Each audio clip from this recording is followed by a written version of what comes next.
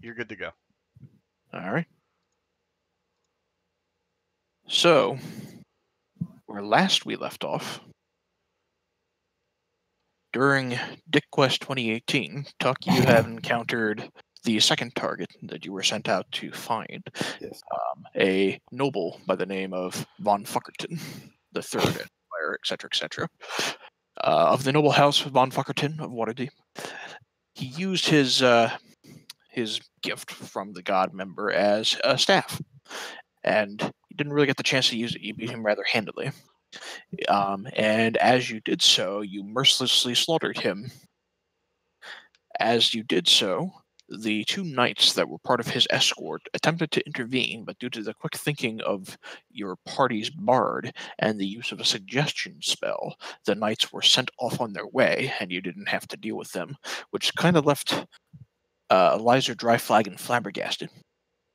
But as that particular exchange ended, Tuck, you felt a sense of weariness overcome you, and the rest of your party watched as your eyes rolled into the back of your head and you fell back on the ground unconscious.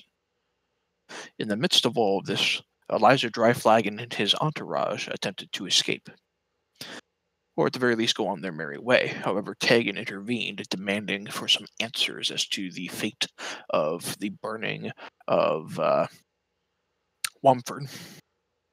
A ultimatum was eventually reached, into where your party, and namely Tegan, called the bluff and a fight ensued. During the course of the encounter, a few things of note happened. Firstly, Will attempted to dispel the magic that was apparent, trying to keep Tuck unconscious. In the meantime, while attempting to pierce the veil that clouded his mind, he pierced into. He saw you, Tuck, and a large figure standing over you, which the party identified, and you'll learn more here in a bit, perhaps. But that happened. And during the course of the fight, the humanoids were all slaughtered, including Eliza Dryflagon. Some of them were slaughtered during the course of this fight by a large lightning bolt during the already overcast weather, which very quickly turned into a storm.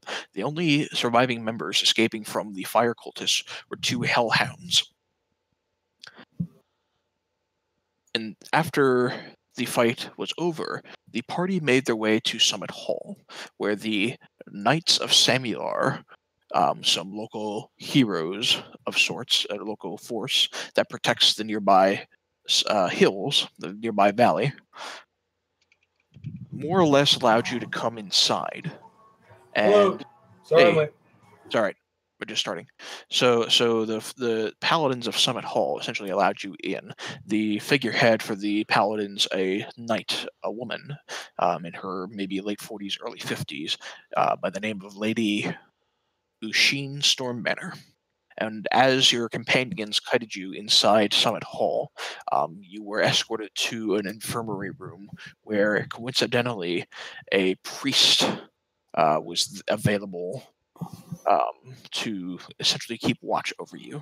The party has essentially been there for the better part of a few days. During the course of all of this, however, Tuck, the last thing you remember is falling unconscious.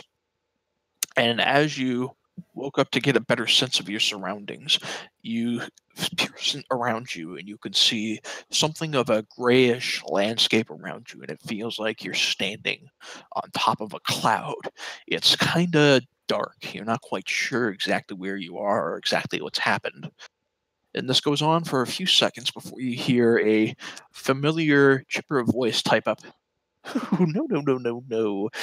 That's not why I gave you my gift, friend.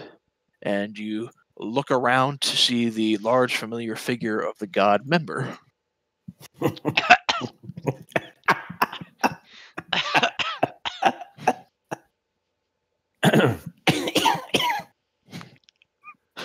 Don't die on me yet. That comes later.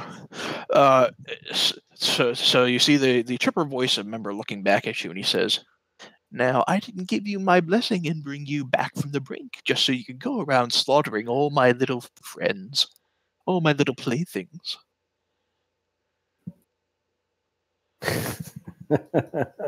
Then why else? They were meant to be entertainment, as are all my little toys. By that, I find the instance of all of you slapping around my gifts silly to be mere entertainment. But bloodshed, well, that just makes it nasty. And I cannot have you keep doing that. But what else am I to do with my gift otherwise? Prance around and slap people? Well, that'd be a lot funnier for me to watch. Not for me. Well, aren't you just a little prude?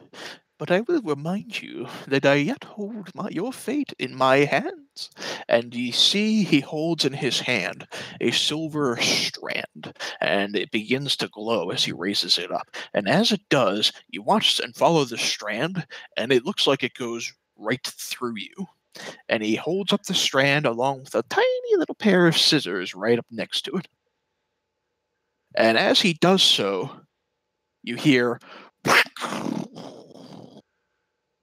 as a lightning bolt is chucked from behind you right into the hands of him, knocking the scissors straight out of it. The lightning bolt originating from a large individual in plate armor. He is wielding a spear in one hand and looks like a lightning bolt in the other. He has an eye patch over his left eye and a big white bushy beard, exuberating power as he chucks the lightning bolt. Looks member will take 45 points of lightning damage. Hell! So a second one I got appeared, right? This is the one you saw earlier. No, he means penis joke. It was a penis joke. Oh, I got it.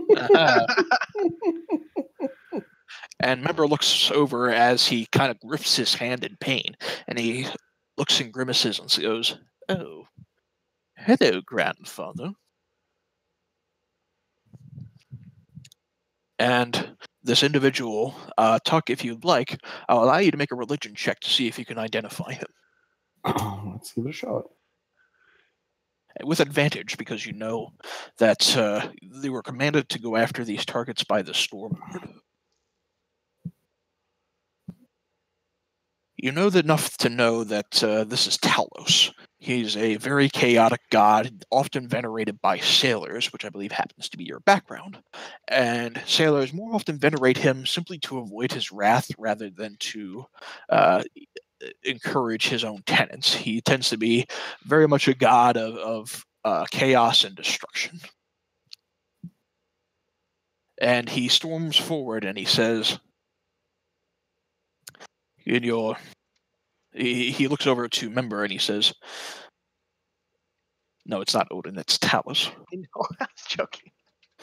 He says, "In your happenstance to throw around your blessing like it was seeds to birds, you managed to catch one with a glimmer of potential. And I'll not have you throw his life away when he can be used for so much more." And member looks back and he says, "I'm afraid that he's taken to me first, grandfather." He looks, and then Talos looks back over to you, Tuck, and he says, "Surely you do not wish to continue with this individual. You have begun to taste the very tenets of power." Contrary to our friend's opinion, I'm not bound to anyone. You have to choose between power and a large cock. What do you do? What do you do?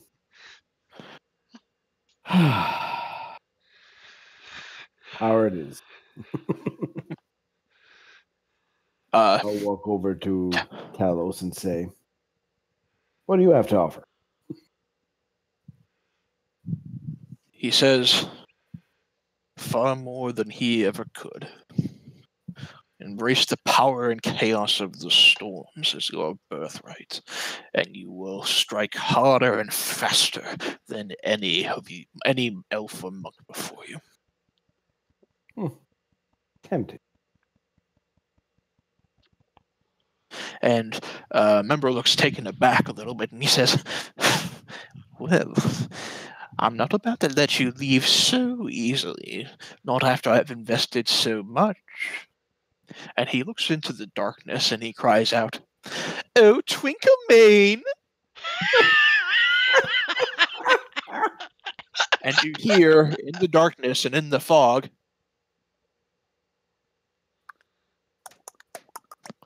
as a beautiful white unicorn comes charging out. And as it comes out, you also hear,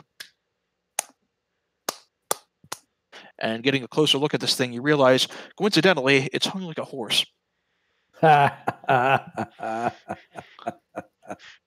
And he says, "Twinkle Maid, if you'd be so kind as to allow him to see reason, take him down to the little peg and show some humility." And Talos just folds his arms and waits, watching. I need you to roll initiative. Oh, good.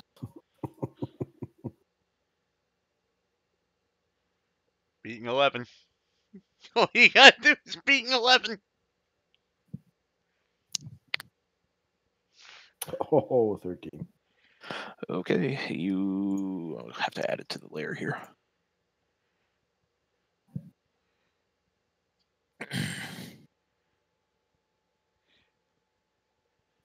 All right, you're up first. Let us. Where's my? All right, you're throwing from a distance then? Oh, I guess there first. And Okay. then hitting him twice. And All right. then a third time. All right, you charge in, and your final strike with the fist clacking the horn right hard. Your first two strikes with the staff get this Twinkle Mane across the face twice, and your final strike manages to nearly knock its horn off, it looks like, hitting it very, very hard. All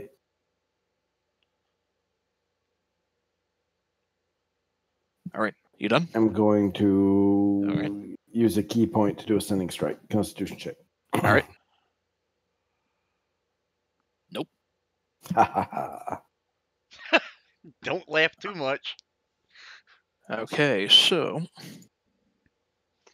just gonna double check something on the stunned. Bastard. And a unicorn.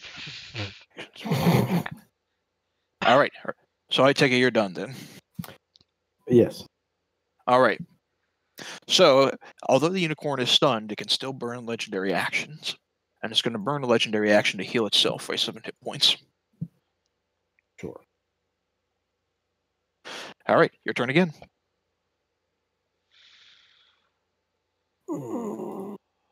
Where the fuck? It is stunned, so any attack rolls you make against it this time have advantage. Yep. All right. Both hit. 26. All right. Twinkle Mane looks pretty bloody and beaten.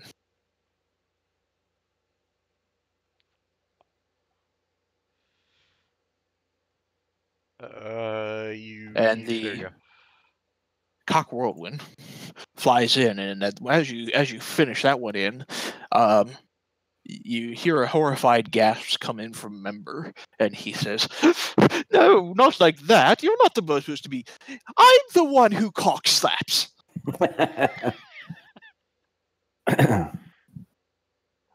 All right. He's still up, but barely. So, hang on.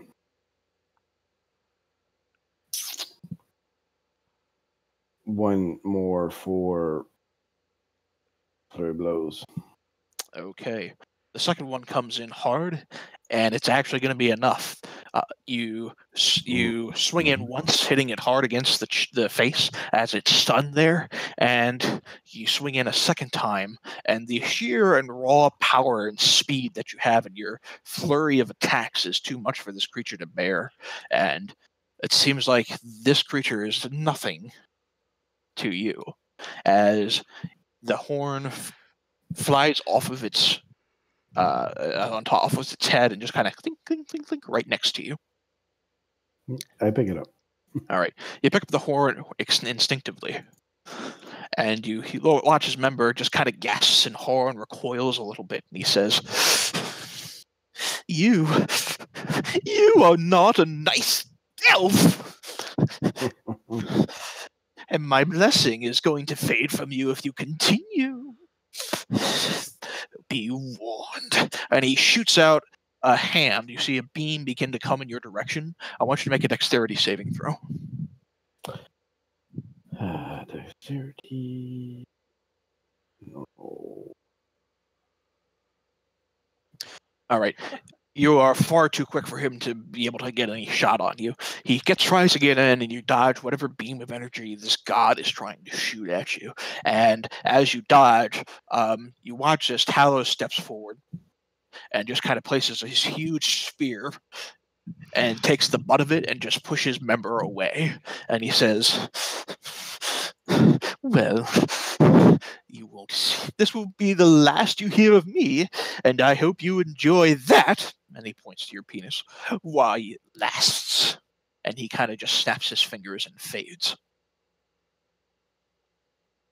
And Talos just shakes his head, steps forward, and looks down at you, and he says, True power indeed. And he kneels down, and he reaches a gigantic hand out as if to shake your hand. I will shake his hand. All right. You feel a jolting surge of energy kind of surge through you as it does, and it seems like it lasts for quite a while.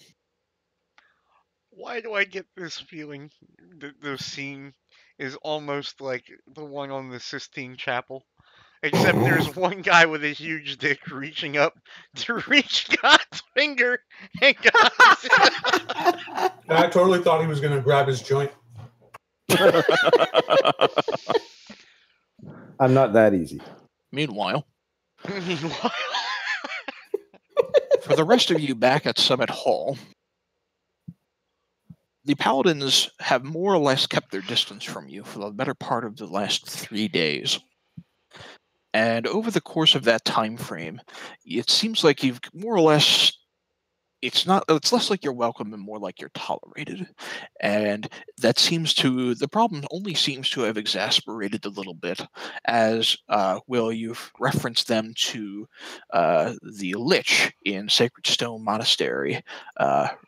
Remy, I think his name is, Remular, and his desire to be reunited with his brother and to bury him within the family crypt. And Lady Stormbanner has been ambivalent to that and not really willing to accept that. And ever since that conversation, it seems like you're just kind of being kept an eye on just to make sure you don't try anything.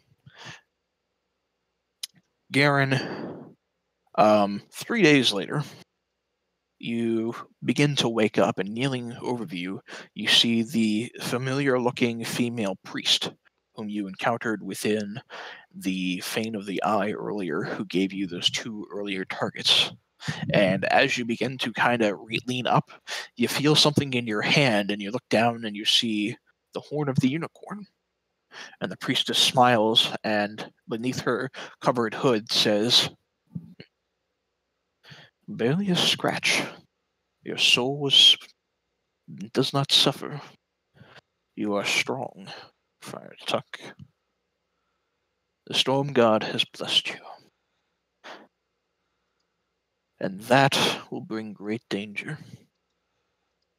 Recover as quickly as possible. I would advise you to leave here and not linger. There are watchful eyes about. I intend to do the same. And she begins to get up, cover her eyes a little bit, which you can see were glowing white at this point, and begins to turn to leave.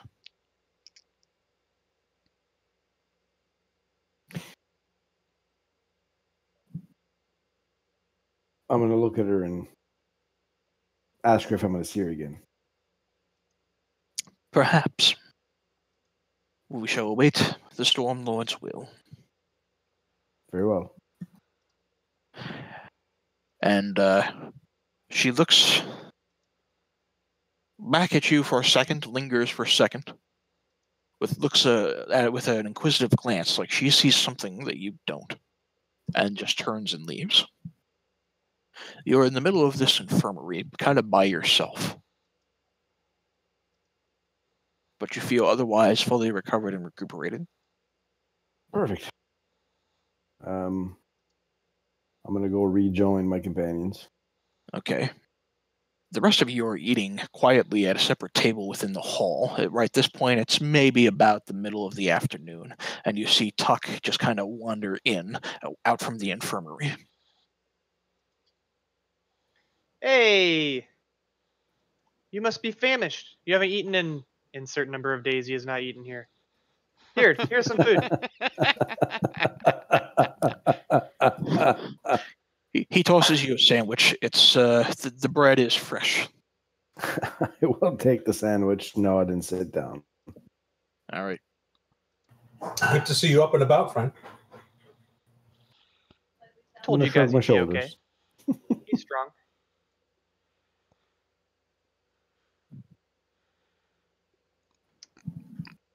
So I guess we have to catch him up on what's happened since he's been asleep. So I guess we'll tell that tale to him. All right. So You were he's informed all by the caught events up. of the last few days. Interesting. I'm going to let them know of my little dream, air quotes. Mm-hmm. Will relate the vision he had when he tried to dispel magic on him. You even And dream about big cocks. Since there is some apparent correlation.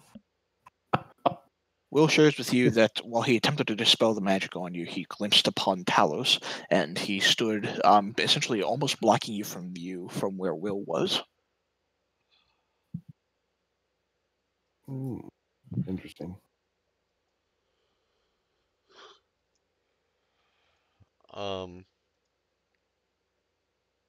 So you've met a god.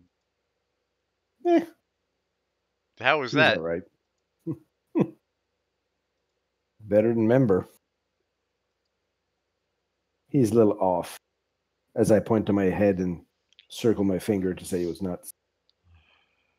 So what's going to happen to you now? We Are you will going see. to ascend? Oh, I ascend every day. Okay.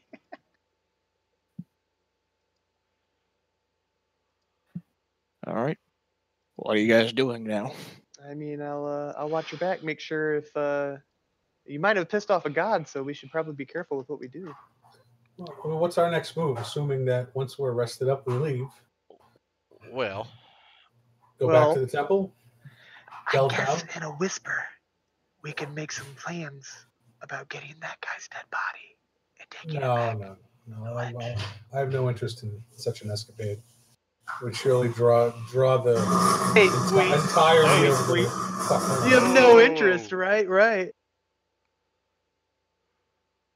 you have a banjo in the background there? That was loud.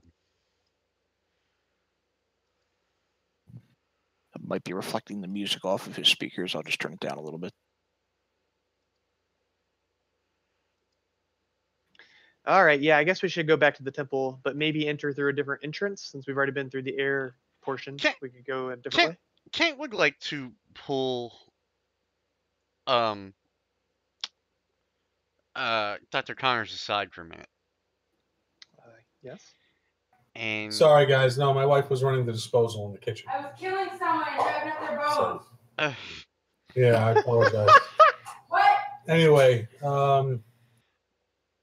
shit. I had something I was going to say, and now I can't remember it. Great. My wife is awesome.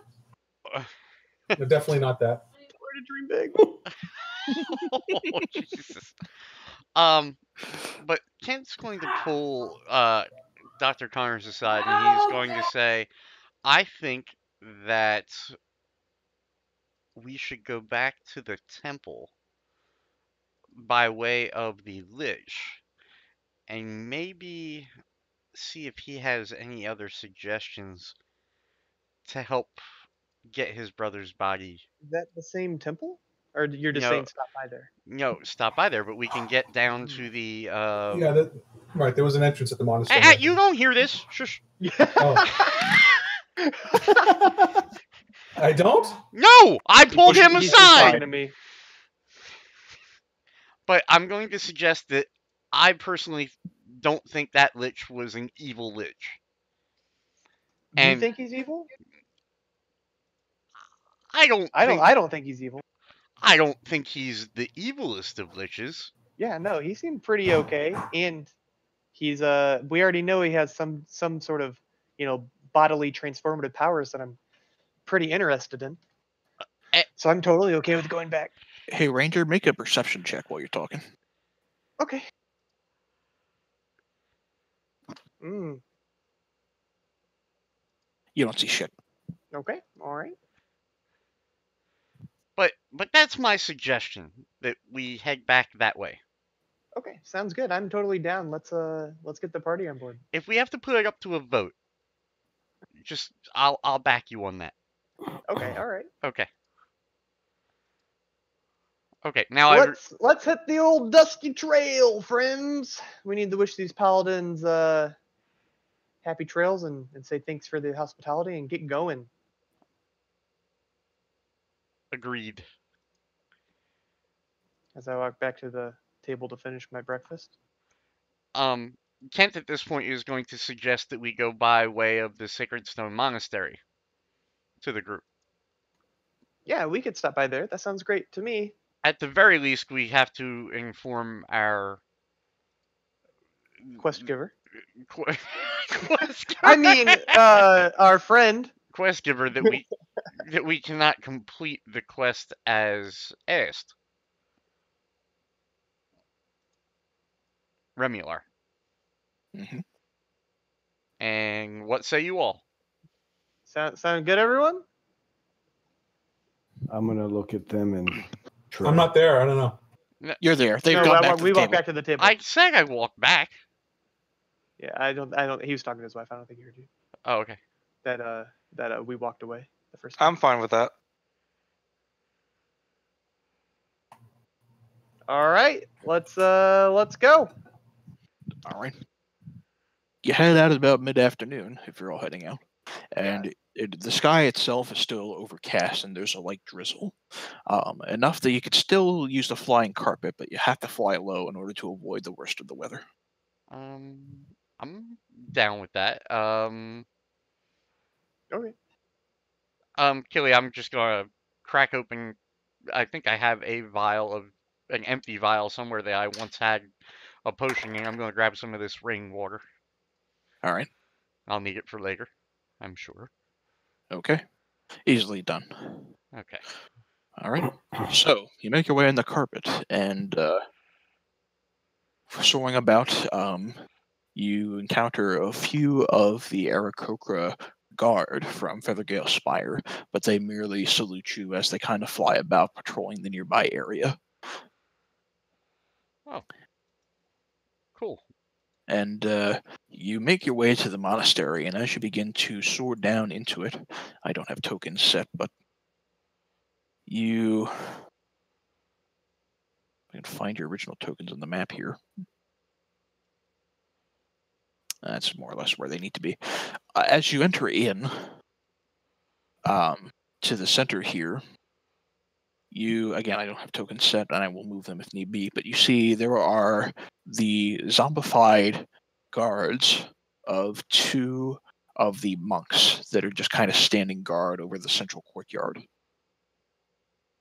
Wait, they're actually, there's people left in here? As you enter through this central courtyard here, Yeah. there are these, there are two, what looks to be two monks, but they're zombified, just kind of standing guard. But they seem like they're just willing to let you pass. Okay. All right. I bid them adieu as we walk past. And Good day to you.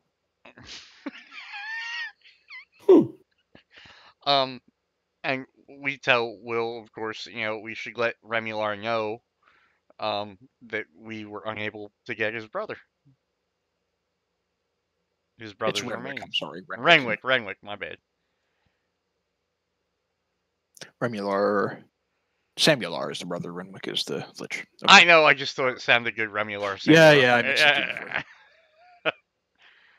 All right. So So we what do did not you see think? I any don't other see- danger here at all. Nothing. Not there. No. uh, Oh, hey, so this is something I've been meaning to ask you about. I have goddamn tremor sense. If someone's within 60 feet of me, even if they're around walls, I can sense them. How you should tell me more often when someone is nearby, ready to kill me. You should bring it up more often. Yeah, well, it's just supposed to always be a thing. I didn't think I had to tell the GM.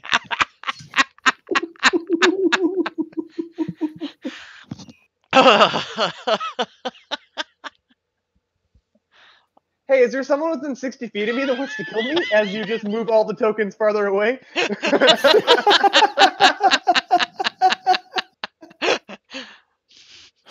Where's your tremor sense on your character sheet? It's the weapon that I'm carrying. Oh, okay. If I have to goddamn have that negative trait, I get the positive 60 feet. You sense the two zombies that are nearby, and you sense at least half a dozen other zombies close by. Now these zombies are the zombies of the whoa! monks that were here prior, right? As far as you know. Well, I mean, just looking at them, their garb, I assume. As far as you know. Okay. Is a zombie an undead? Is that a thing? Yes. It is. Hey, so I'm going to spend 1 minute of meditation and see how many zombies there are. Hold on, I'm trying to find the range.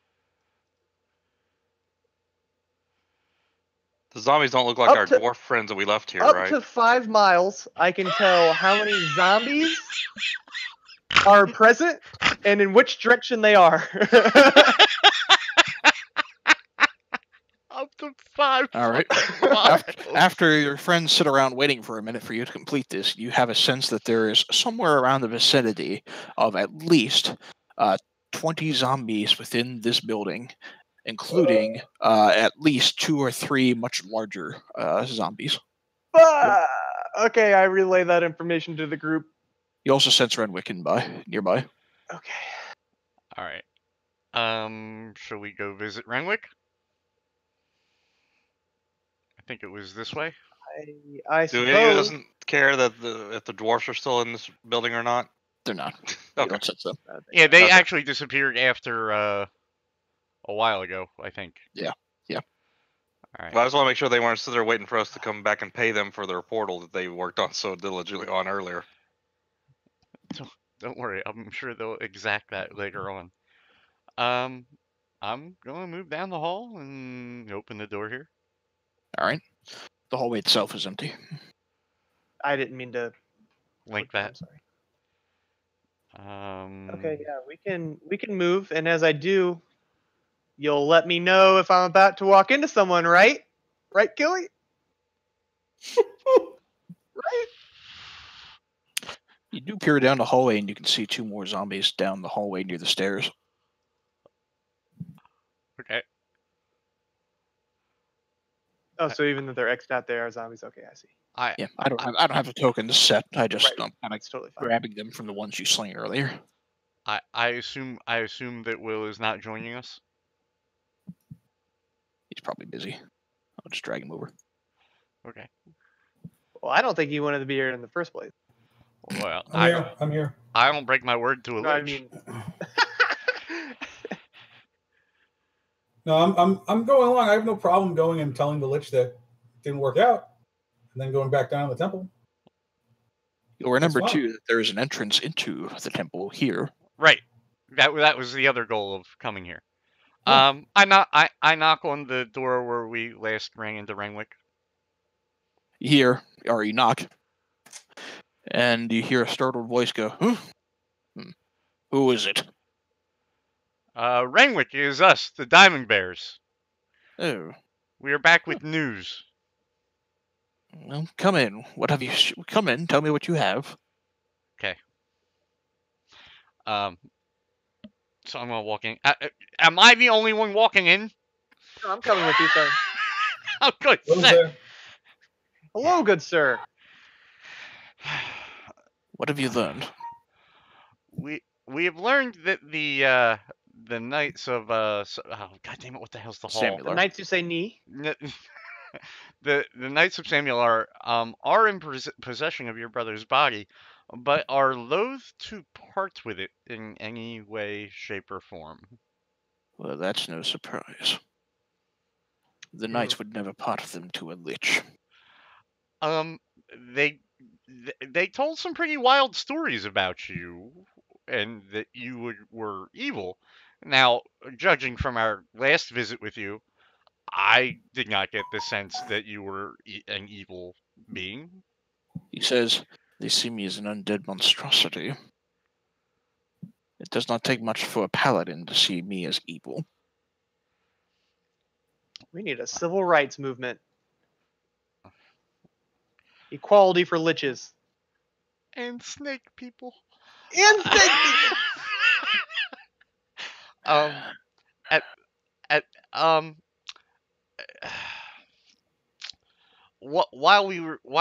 While we were certainly keen on bringing your brother back to you, I don't. You didn't say anything about maybe having to slaughter a entire knightly order. He says, no, no. I have no intention of you having slaughtered the order. They were my brother's brainchild, as it were, and the knights, misguided as they are, do their best to protect the people of the Somber Hills. Do you have I honestly any, did not expect you to succeed anyway. Well, I mean, maybe we were just ill-equipped. If we could, do you have anything that would help us bring him back? I don't have any ideas, but I'm hoping you do. You're a pretty smart guy. He says, if I had some way of getting him back, I would have done so some time ago. Well, you're just one person, and we're, the Diamond Bears, so we're pretty able, but I don't know, maybe invisibility or some sort of non-detection spell. I don't know. What do you got for us? He says, if you were to simply steal it from under their noses, they have detection spells in place around the body. Yeah, and besides, they're not going to let us anywhere near it. Look, look on the bright side. I mean, your unique nature likely means that you'll be around long after they're gone, and you can retrieve it yourself. He says, I'm afraid that is my plan at the moment. Oh, always good to have a plan B. In the meanwhile, we'll continue to check in on them, and should anything change, we'll be happy to help you transition the remains here. While we're here, Renwick, I just curious. I noticed that the quote, like air quote, guards outside are I was about to say the same. zombies, and were they the previous residents that we beat into submission? You noticed, did you? Yes. As I promised, I'm doing my best to keep the remaining cultists out from this temple.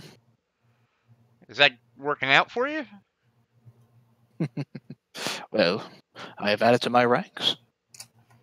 Have they been coming up from beneath the temple? On occasion. They don't get far. We too have been deterring cultists. Actually, a good many of them. Oh yeah. Rumors have floated up, and I've heard a few tales. It seems like they've gotten rather violent lately.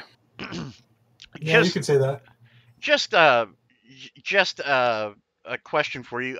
We were going to descend down into the temple and see what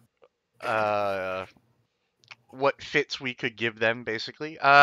Do we have your leave to come and go through the temple down, or through this monastery down to the temple? Of course. The guards would not harm you, not unless I command them. Okay. Awesome. Perfect. That's exactly the answer I wanted to hear. Yeah. Good deal. Well, we'll keep an eye out for maybe a way of getting your brother to you. In our adventures, we have found many wondrous and strange things. Perhaps we will come into contact with something that will be able to help us. I thought we had something, but then, unfortunately, a shape-shifting former knight kind of stole it out from under us. Douchebag. An interesting tale. If you happen to hear the name Sir Edward Brock, could you please inform us on it when we come back? He nods and says, "The name is foreign to me, but sure, if I come across him, I shall be sure to inform you." Thank you very much, Renwick. Indeed. As always, good sir. It's been a pleasure, but now we must retire the lives of some cultists. Speaking of that, where's the entrance to It's the... back in Down the other below. room. Well, we don't want to go through that door. If I recall correctly, he was very not happy about that door. Okay. Down at the center. Yeah, we had to go back down Oh, over there. Okay. the main. I'll save you some time if you're just going to jump down there. Along the way, you can see a few more guards as they kind of all the mines mummified, including the mummified patrolling at least 2 ogres that are kind of blocking some of the areas nearby. As you plummet down, you plunk the key in. And first off, I need to get all your character tokens in place so I can copy it over to the great board.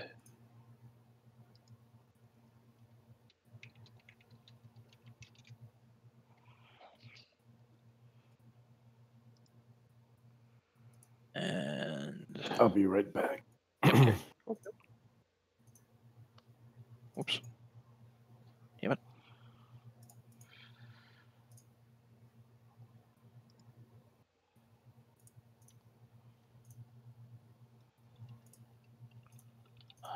Let's see.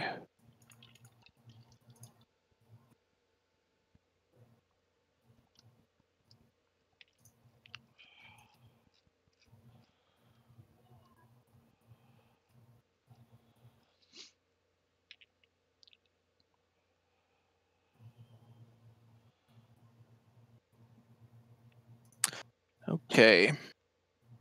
We grabbed the key So- again after we opened the door, right? Yeah. Okay, cool.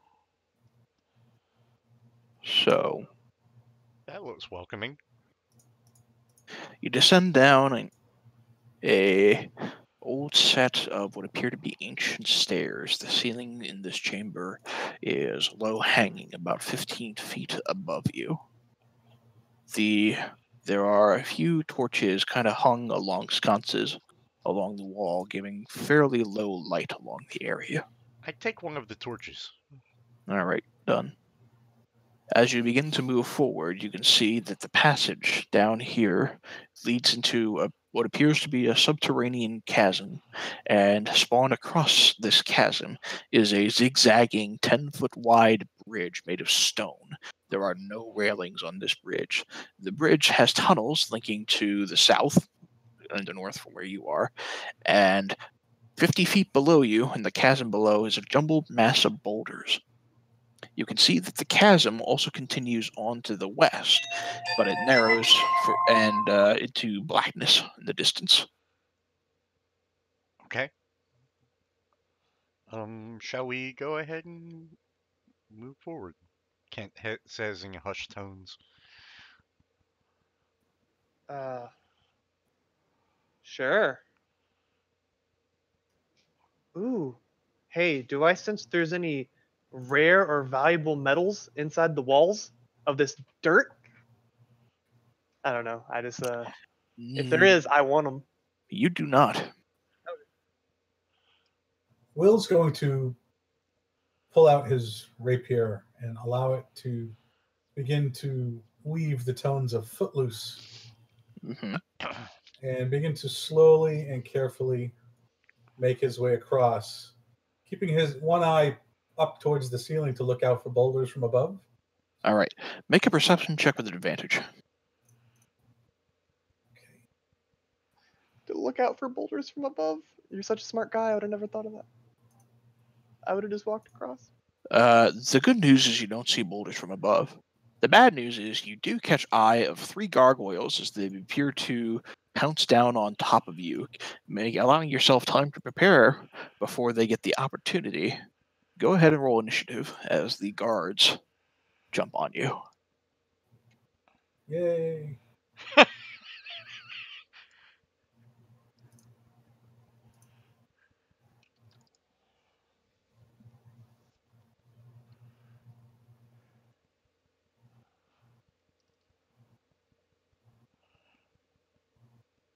Okay.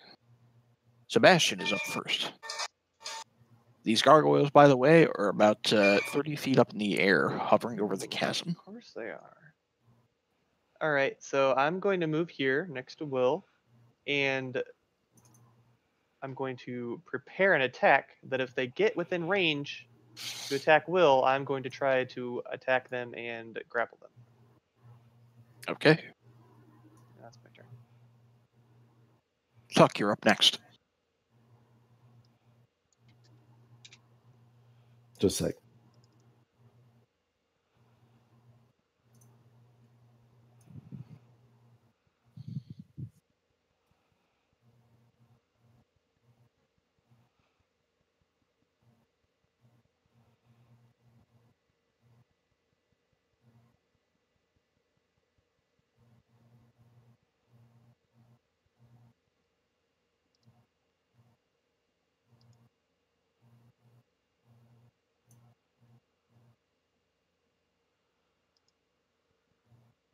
Kelly, does the benefit of Footloose apply to just me or the entire party?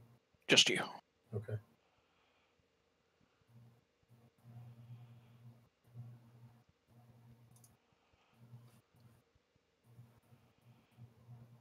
Guessing Tuck got a phone call or Glory got a phone call or something. I gather. Yeah, no rush. We're good.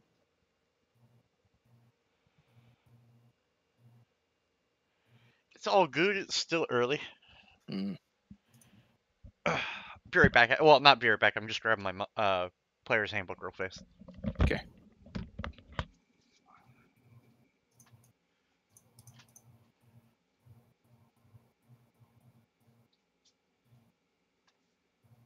Sorry, it was on the phone. Yep. Let me find the goddamn peep here. Hey, so I'm up first. What do we got? Are they up in the air or are 30 they feet. in reach? 30 feet up in 30 the air. That's not useful. I'm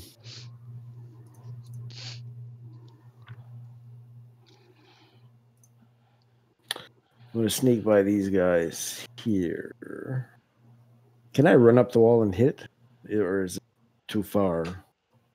The way, with the uneven nature of the cavern wall, not likely. Good enough then. I'm going to throw a dart at it. All right. The one to my left. Sure. All right. You roll with disadvantage because it's 30 feet above. What's my range of my dart? 20 feet or 60 feet yeah. with disadvantage. To hit 30 feet, you're rolling with disadvantage. Sure. All right. Fortunately, 15 is still enough that it hits. You throw the dart expertly, disadvantaged though you may be, and you watch as the dart pierces into some of the stone of this creature. Leaves off a little bit of a chip of it. Okay.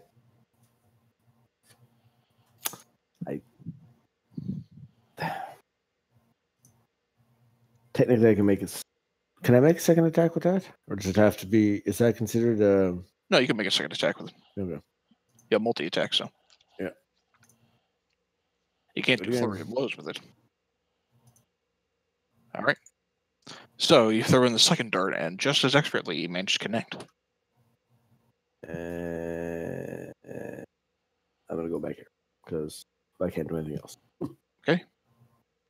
Smart choice, because it's the gargoyle's turn next.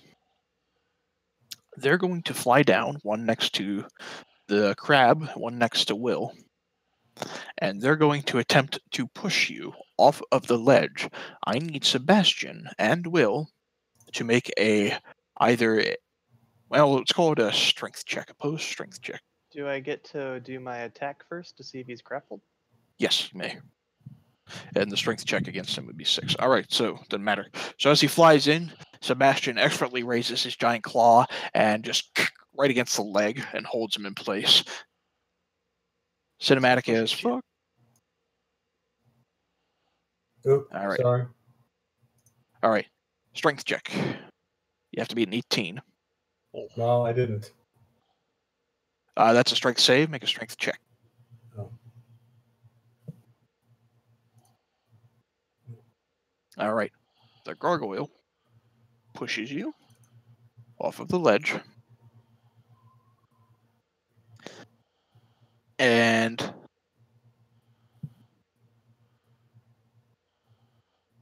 you begin to fall. But I will allow you to make a dexterity saving throw to see if you can grab the ledge. Okay. We'll count to 16, and I'll Well, say. no, because of Footloose, I get Oh. advantage on dexterity saves. That was the Okay. whole point. Oh, yeah, okay, all right. So you managed to grab the ledge, and you're holding onto it with your hands, the cavern floor 50 feet below you.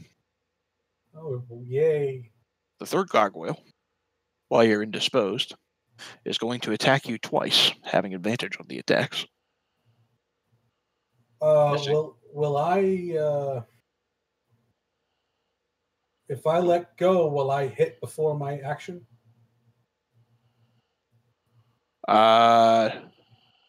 You can use a reaction if you want to, like, John Woo that. What do you mean? If you want to basically let go and swing with your rapier at one of the gargoyles as you're falling, you can do that. But you'll be falling. in order to avoid his attacks, I will let go and fall, because on my action, I can then use my instrument to fly. Oh. Okay, I'll allow that. Sure. All right. So as the third gargoyle comes sweeping in and attempt to get a couple of scratches off you and try to get you to fall, it is stunned as you just kind of let go and begin to free fall. And as you do, you begin to just whip out your master's instrument and strum a power chord. And about halfway through, in a relaxed pose, as you're just free falling down this cavern, you just begin to float. You're about. Okay. Can I do that before my action, though, or do I have to wait for my action to do that? You can do it right now if you want. Oh, okay, cool. Because it's cool. And I'm going to give you inspiration. Oh, awesome. And you're about now 30 feet below 30 feet floating above the cavern floor. All of you watch as Will just lets go from the ledge and descends down, and you hear a power chord. He's kind of in the darkness. You don't know if that's the last of it that you've heard. Kent's like, it was nice knowing you! Will looks at them and goes, the power of music, bitches. I spend my entire action clapping. I'm just kidding. Holy shit. Thank you, Will says. Thank you. Finally, yes. All right. Tegan, you're up. All right. Take's getting pushed off a ledge to get some appreciation. I'm going to target this gargoyle right here. All right. Wants the Rise Sebastian, and I'm going to hit him with Eldritch Blast. All right. The glowing golden energy emanating from your hands. You hit both times. Wow. The energy, not particularly strong, but it does hit. That's great damage. That was ping, ping. Those were fantastic, horrible rolls. You rolled 1d10 and literally rolled the lowest you could possibly roll. Hey, it's damage. All right. Are you moving anywhere? No, not really. Not after that pitiful display. You hear a voice in the back of your head saying, "Oh, I'm sorry. Are we on? Oh, I'm sorry." Kent, you're up. Kent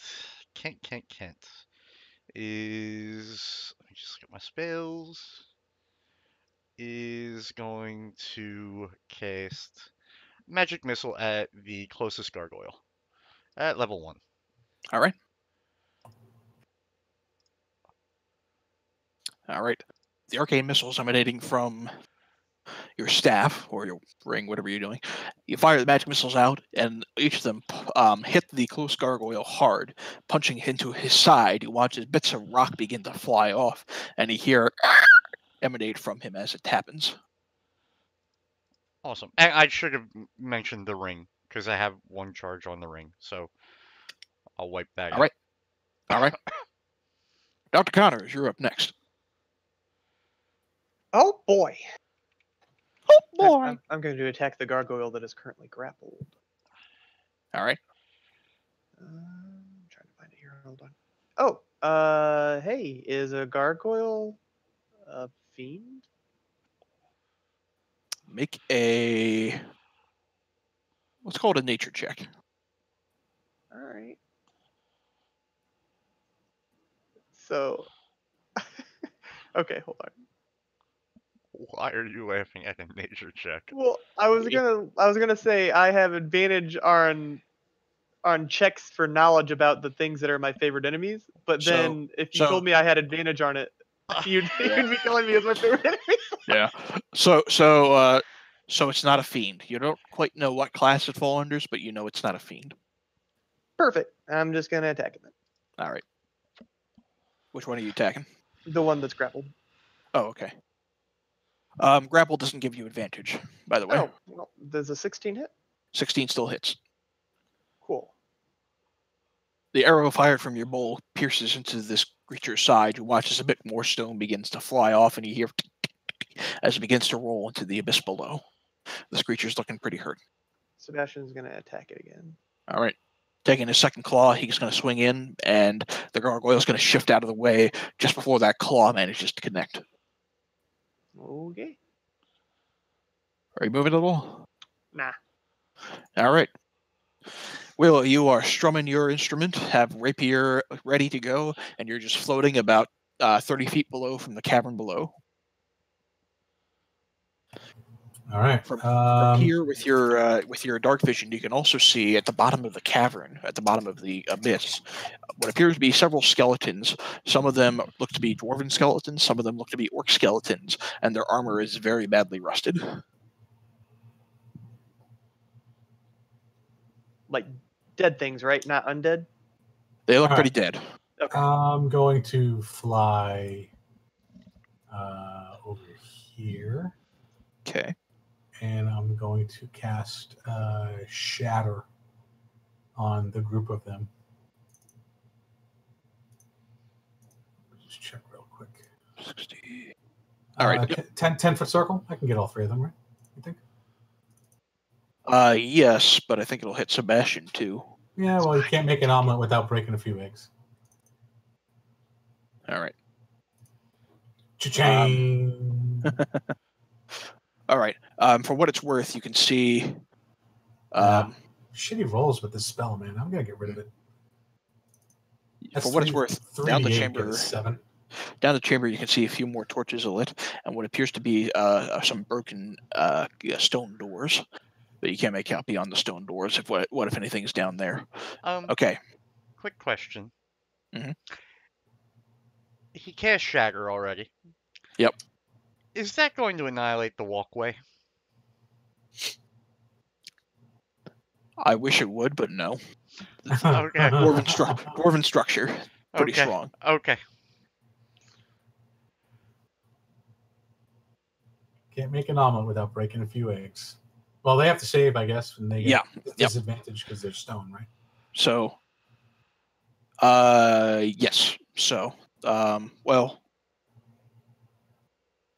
yeah. So they have a disadvantage on the saving throw because they're made out of stone. All right. So 1, 2, 3, and I think one of them will succeed. The last one, the one who's most damaged, will succeed, but the rest of them do not, and they take the full force of the thunderous blast as the 3d8, and that's the third time I've rolled a single digit. Pathetic. I'm getting rid of the spell. All right. At the top of the round is Sebastian, still having one of them grappled. He's going to try and grapple the other one. All right. Shifting off his claw, he's going to move to the one to the south. What? Oh no, he can hold his claw arm, can he? He has two claws, I guess you're right. All right, sure, why not? each of which can grapple only one target. All right, The attack. okay. So 23 connects, and the second one is grappled in the claw. I'll add for your benefit, though, that if you're going to attack again with Sebastian, he has to let go of one of them. Yeah, sure, that's fine. All right. All right. 2 of the gargoyles are grappled within Sebastian's claws. Tuck, you're up next.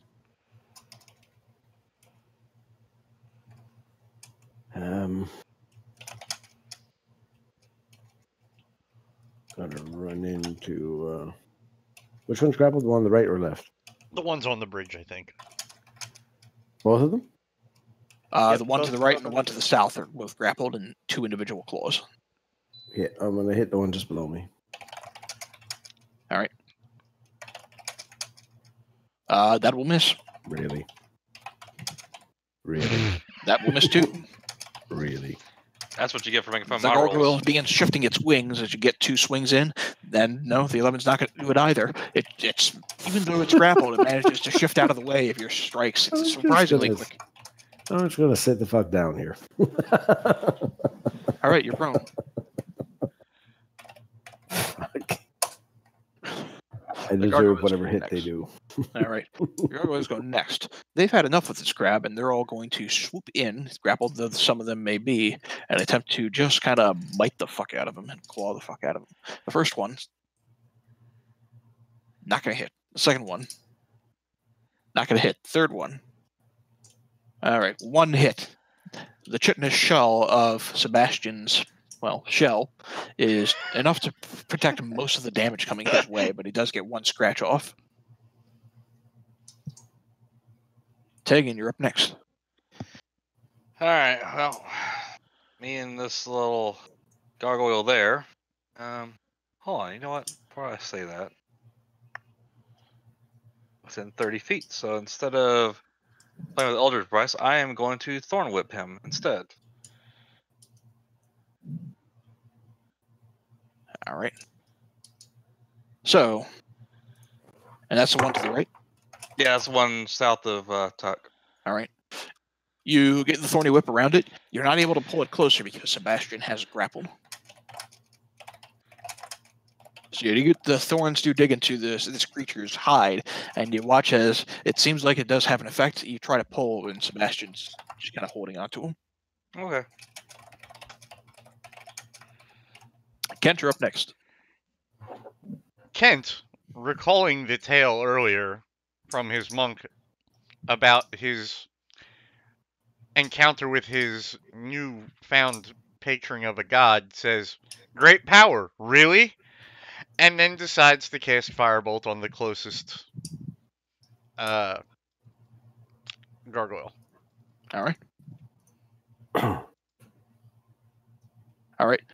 The firebolt sears right over Tuck as he kind of sits down in frustration and right into the nearby gargoyle, bringing it down to almost, it looks like it's about to just collapse. And Kent will stay there. Having been thoroughly satisfied, it's put down. Dr. Connors. I'm going to attack that one that you said was almost dead. I think it's right in front of Tuck, right? All right. Did not mean to roll me. All right. 11 will not hit. Okay. You know what? Sebastian will let go of him and hit him. All right. Sebastian raises his claw, pulls him down, lifts the claw from the grapple, and just kind of whacks the gargoyle hard. And you watch as bits of stone begin to fly everywhere and all around the cavern as it descends down into the dark. That gargoyle is no more. You hear faintly da da da da da da da da da as it kills. All right. Will, you're up next. All right. Going to turn to, let's see, this guy. Hold on. Here. All right. And say, You might be hard as a rock, but you're thick as a brick. Bang. All right. So you call it out, and you watch as the gargoyle kind of rears back in disbelief that you would insult its very being. How dare you? All right. Are you moving at all? Typical reaction from a brick. No, I'm good where I am. Gargoyles are people too. Sebastian's up next. Is this one within range to the left? Yes. Ooh, gonna attack that guy with my now free claw. Nah. Miss. Gargoyle shifts out of the way.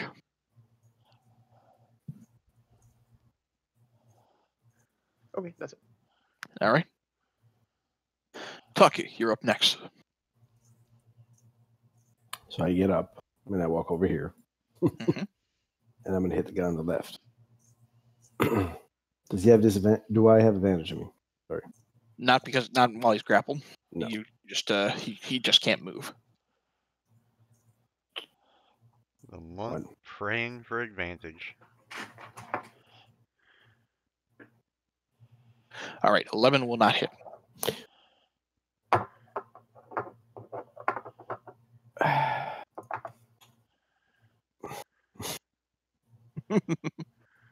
$15 will hit. So frustrated, you swing hard with the second strike, and you do manage to get a bit of the wing off of this creature. And the 12 is not enough. You strike in, and it's like, well, punching a wall. You rear back, kind of fling your hands. You grab your flimsy hand a little bit. You feel a little groggy, as if you're still trying to kind of wake up from the ordeal that just happened to you. Okay, I'm done. All right. All right, so the free gargoyle is going to fly right over Sebastian, and with its free claws, it's going to try to grapple him. I need Sebastian to make a opposed strength check. Nope, that's shit. You roll it, it's like immediately. Can I use a reaction to grapple him instead? No. All right, the other one is going to use his reaction, or he's going to use his action to actually try to free himself from the grapple. And I don't think the DC is high enough. I didn't know if I rolled again, but no, it's not. No, not for him to escape the DC. All right, so he's still grappled. The Sebastian himself is not grappled, which is a shame because it was going to do something exceedingly clever.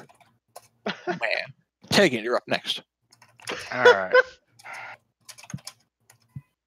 So you said this gargoyle moved over, Sebastian. Is he still like off the bridge? Yeah, he's right kind now? of flying right off over the top of him. All right. Okay. I'm just going to hit him with Eldritch Blast. All right. That one.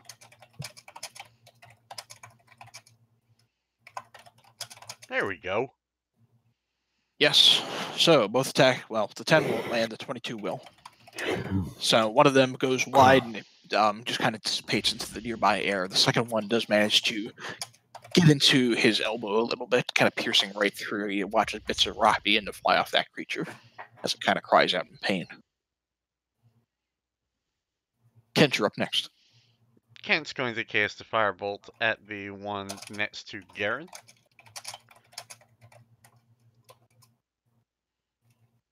All right. Easily doing so, your fire pierces hard into the hide of this creature's stony hide. You watch as more significant bits of rock begin to just fly off of him.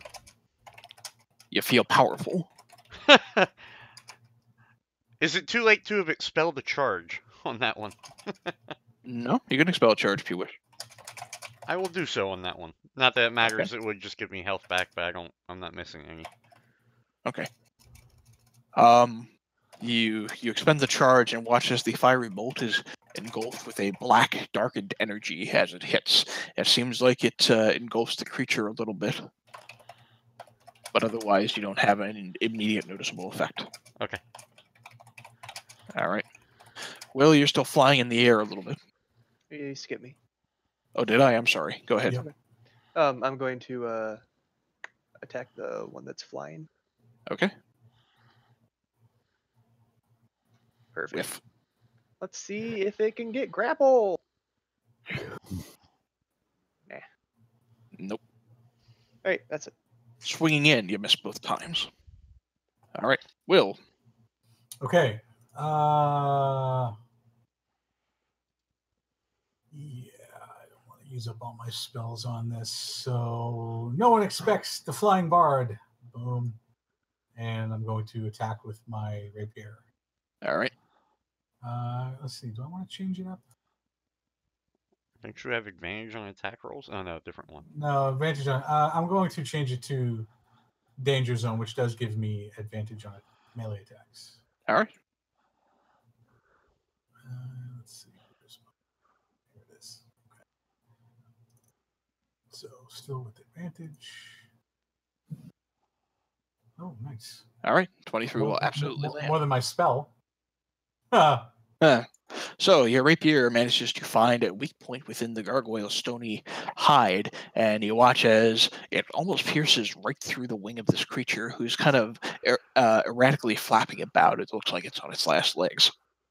Yes. Chipping away at your confidence. Wow. Sebastian is up next. You're just a stone's throw from defeat. I'm gonna attack. That was God pretty damn. fucking bad. I'm gonna cracking attack your one of them. defenses. All right. Okay. Do you know how bad Killy wishes this was a boss fight right now? So first off, So sorry, just for the dad jokes. Just fooling around.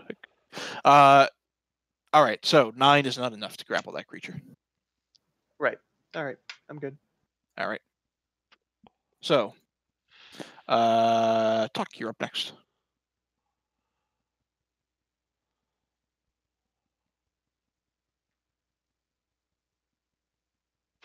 All right. So the 17 will actually be one hard swing, and it's enough that it actually takes that guy out. Oh. So I'm going to move over here and hit the other guy then. All right. With the other strike. All right. 15 will land, bludgeoning him hard. All right. And then 15, finally connecting with a few hard strikes, manages to get this guy pretty thoroughly beaten up. He looks like he's already on his last legs. And 19 is going to bring him even closer, but he's not quite dead. Yeah. I'm done. Wait, hang on.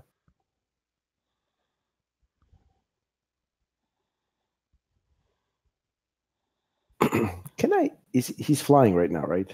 Or if I knock him prone while flying, would he not fall? You mean stung him? No, knock him prone. Stunning would do it. Knocking him prone, he'd begin to fall. It's part of flurry of blows regardless, so I'm going to try and knock him prone. Okay. Now, is that a strength check? Nope. Dexterity, I think. Give me 1 second. Flurry of blows. It's been a while since I've done this. Yeah, dexterity for knock prone. All right. Fails. And fails. All right. He fails, and he is knocked prone, and he begins to fall. If you want to make a reaction attack against him, then Sebastian can probably do it too. Claw will miss. 25 will not. You swing in with the staff as he begins to fall, and like smashing a pot on the ground, you just smash into him, and he begins to shatter into a bunch of tiny little stone pieces as he crumbles into the cavern below. You're out of combat. Okay. So, I guess we should move forward. Kent's going to walk up here, just hold up the torch, see if he sees anything else in the room. I know all the dark vision guys can't see, or can see everything. I'll pull out my mace and be like, "It's okay. It's okay. You couldn't warn me about it this time. They were flying. I understand." Alright.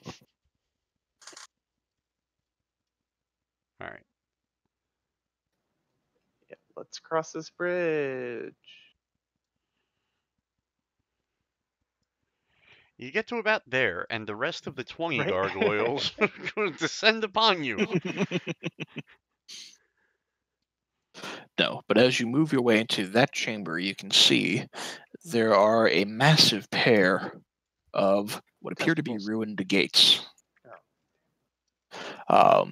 The massive pair of stone doors that lie broken just south of the plaza here. There are also two torches lit in sconces hanging on either side of the doors itself that brightly illuminate this place. One door kind of lifts unevenly, like it's almost about ready to fall off of its hinges. The other one is just shattered on the ground. The standing door that you do see is carved with a pastoral scene of green fields and rolling hills that has been worn and kind of pitted and looks essentially worn out by years and years and years of disuse. You can see beyond a hallway that is dimly lit. You can also make out on either end of the walls here tiny arrow slits. Oh, good. Do I sense that anyone's on the other side of those walls? Like the ability for me again? Hold on. It's under the weapon. Let me find it. Killy, how tall is the ceiling in this room? It is about 15 feet.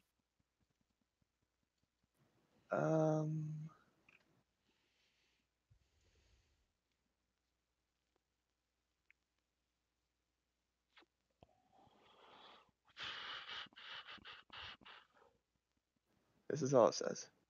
You have Okay. tremor sense out to a range of 60 feet. So, from beyond those walls, you can sense, first off, you know what, let me look up tremor sense to see what it is I don't feel to you.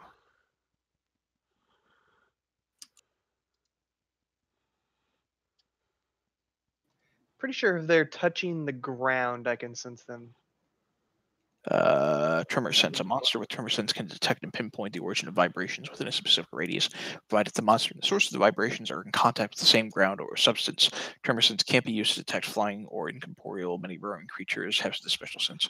Okay, so using tremor sense, you can detect at least half a dozen between beyond the walls and beyond the chamber in front of you, a mixture of about a half a dozen individuals. I will take a small step backwards and relay that information to the team.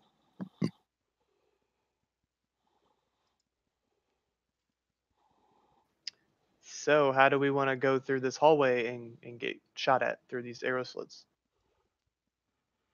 Kent has an idea. Two things. Kent would like to cast mage armor on himself first. Two things, real quick. Well, no, I hadn't done it since we woke up, and I just want to do that. So I can raise that to 15. And I'm going to cast...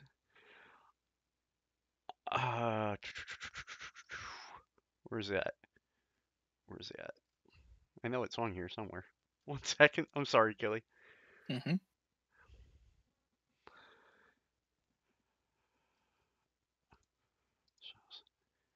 Oh, there it is.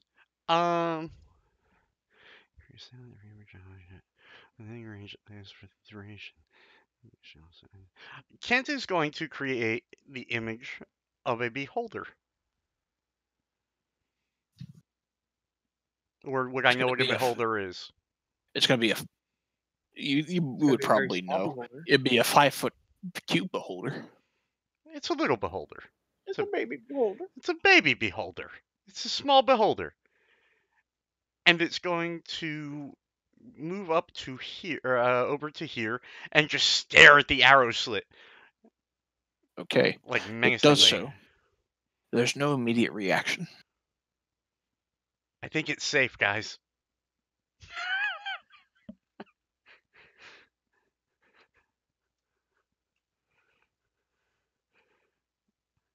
Also, FYI, just for future reference, you have to create an image of an object, not a creature. Oh, it's an object? My bad. I thought it was a way to call it. My bad. I was Major reading. illusion. Yeah, I was reading the wrong thing earlier. That's my bad. I'm confused. All right, well then cancel that. Sorry, Kill. All right.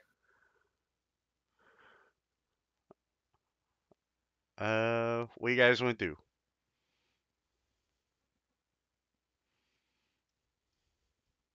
I tell you what, this is what we'll do. I am going to cast this on myself. All right. Nice. You watch as your druid just kind of disappears. And then I'm going to I know walk where through he right is. about here, and I'm going to look through the arrow slits and Peering- see if I see Peering- anything. Peering immediately inside the arrow slits, the narrower they may be, you don't see anything immediately.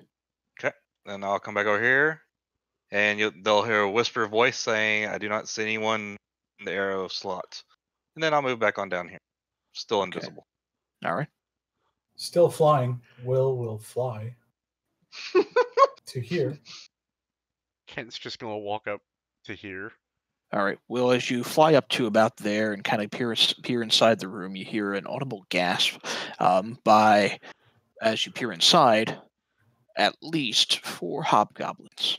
And sitting will immediately kind of jump up reflexively and begin to move into a defensive stance. Some of them kind of ducking behind boulders, one of them retreating back over here, beginning to pull out an arrow. And as they do, you watch as an individual, a humanoid man, standing in front of a strange subterranean creature, moves forward and he says, "Who are you and what are you doing down here?" Will rises. Will advances to about here and rises up off the ground with his lute in front of him and strikes a celestial sounding tune and says, "I am Beethoven, god of music and the muse. I greet you and give you my blessing." Make a let's call it deception check. Sure. Love being a bard. Yeah. Until he rolled the 12.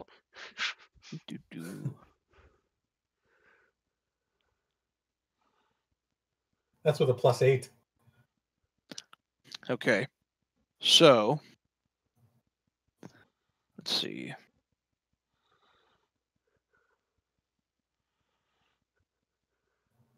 Still, I'll probably buy us some time, if nothing else.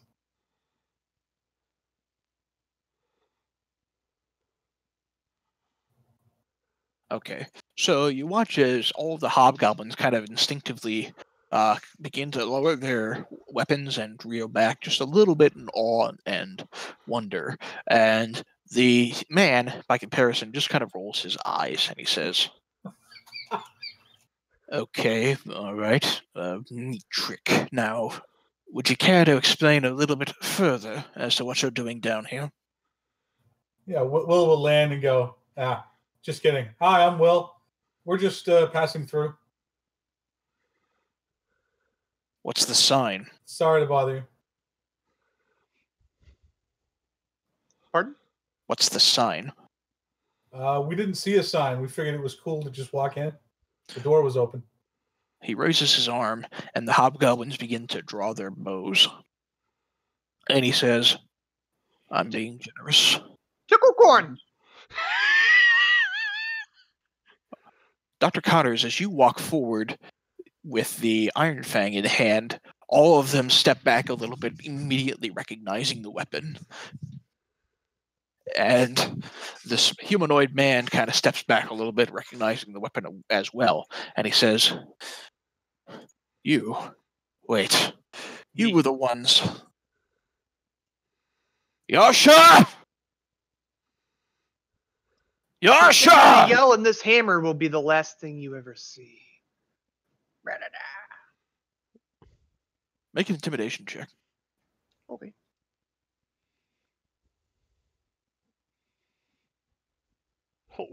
Ooh. Yeah.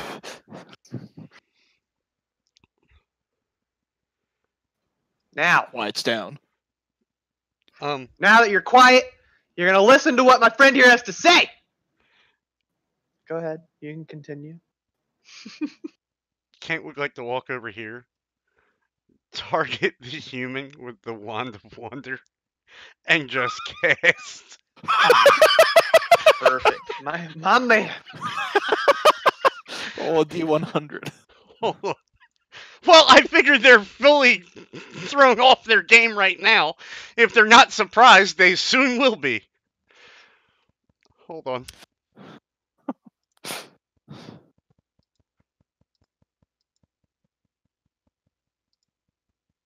All right.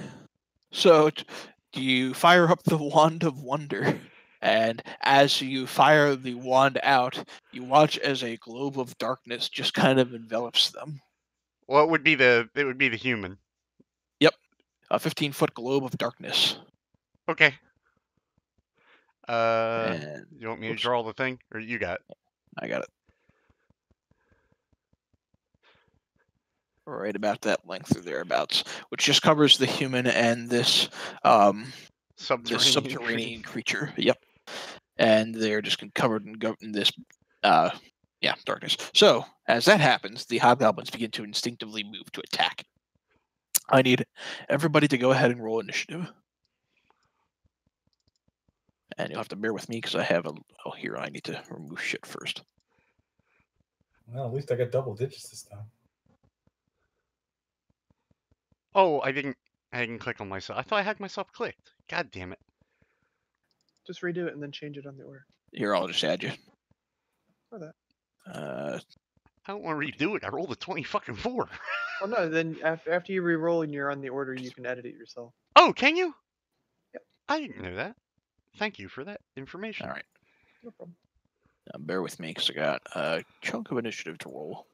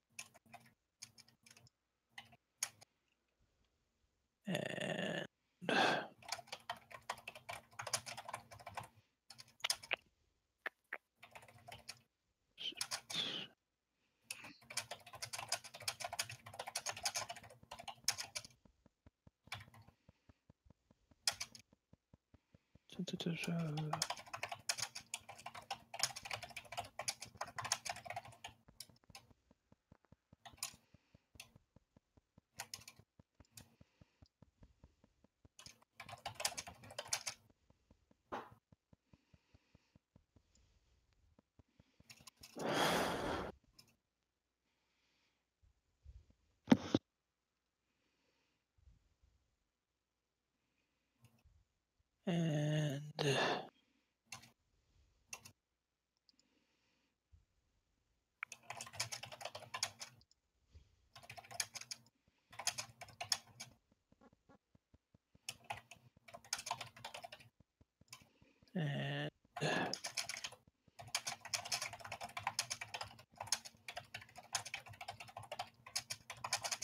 all right. So at the top of the order is Kent.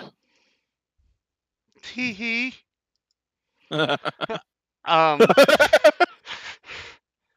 on. I must The draw. water begins to slowly stop spinning as the magic is expended from the charge, and you hear a tiny little tee-hee. I must draw a I circle. missed it. What did your Wand of Wonder do? Cast the darkness. Oh, the darkness. Okay, I see. Darkness enveloping them. Hold on.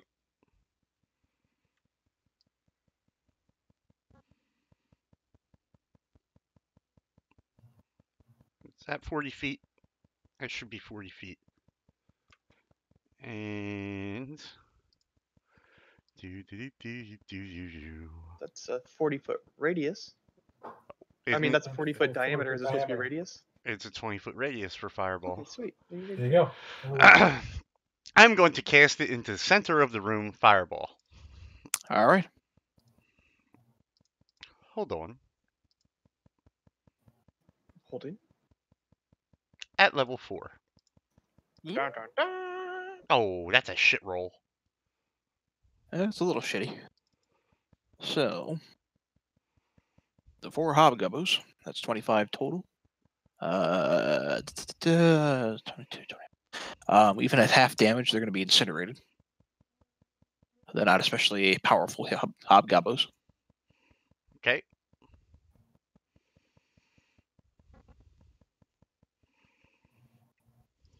All right. And Yeah, wow, 31.5 would have been the average on that. Yeah, I know. So I say it was a shit Wow. roll. Yeah. so because they can't see the fireball, Mhm. the 2 in the darkness will automatically fail the check, taking full damage.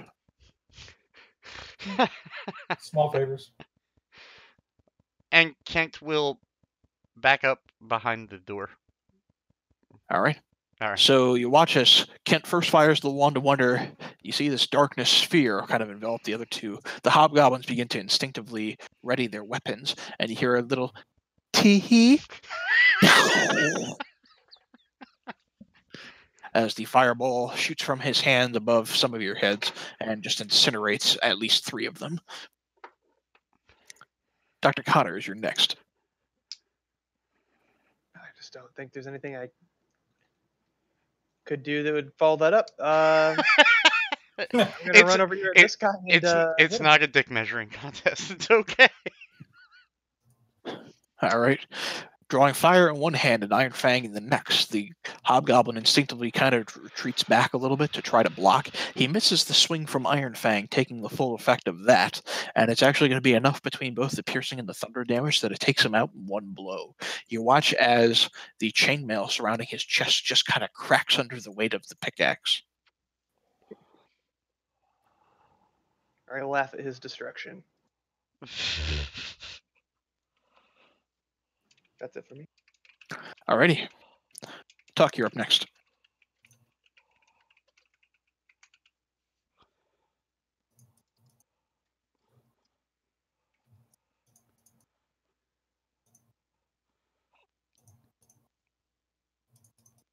You're not talking.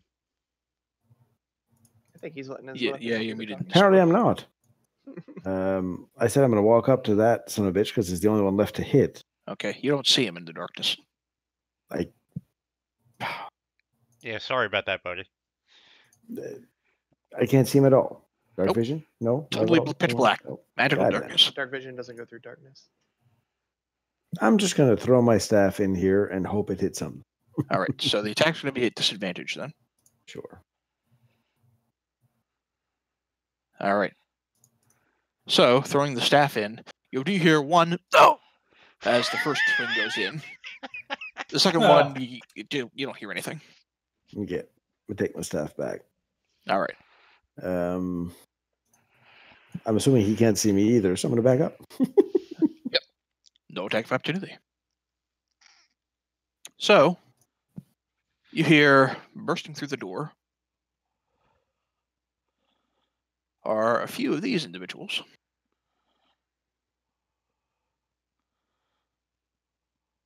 They can just kind of barely make inside as some of them begin to kind of ready and move on up.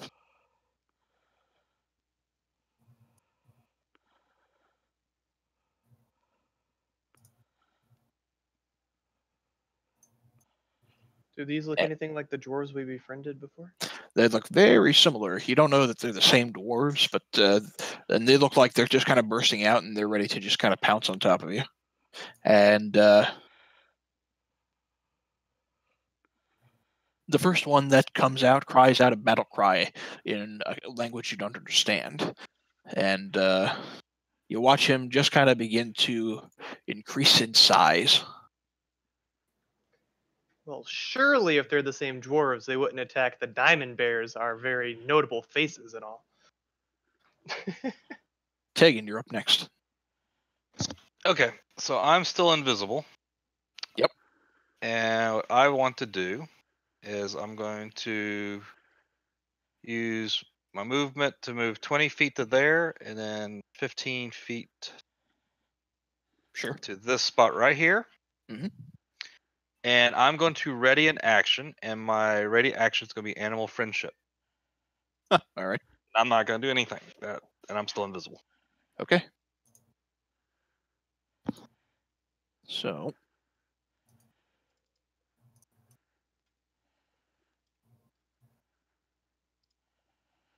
Down a little bit. All right, so.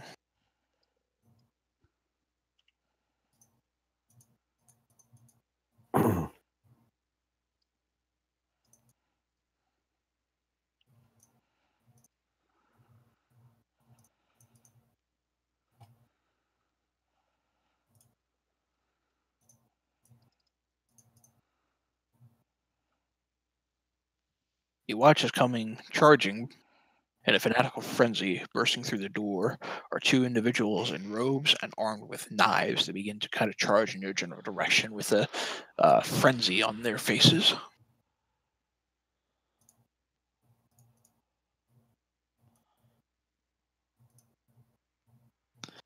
All right. Will, you're up next.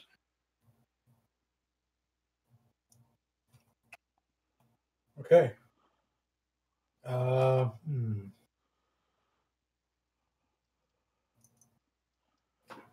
Assessing.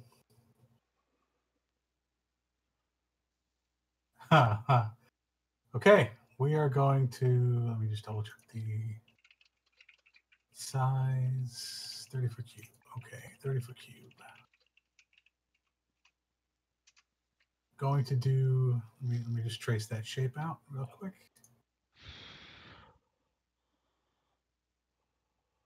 Okay. And we're going to put that here. And I'm casting Hypnotic Pattern. All right.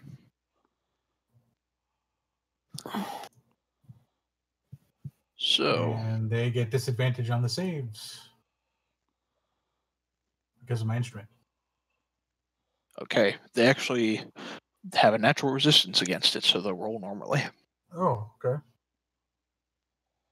So this is a wisdom saving throw. 3 de rigueur.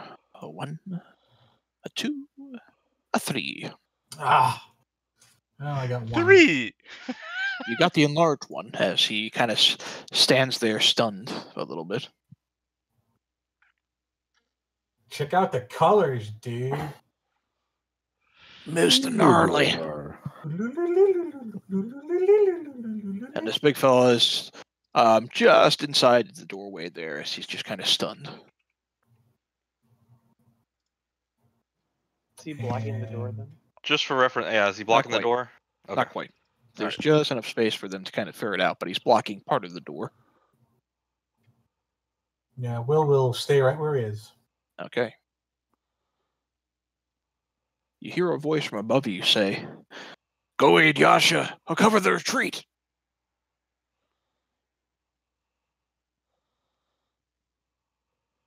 What? All right. The hobgoblins are all dead. Sebastian is up next. Sebastian's gonna mosey over to this door and just beg one of them to walk through. He's gonna ready his attack. All right.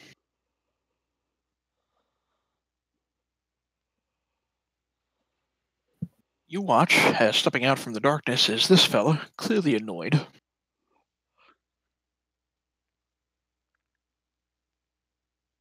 And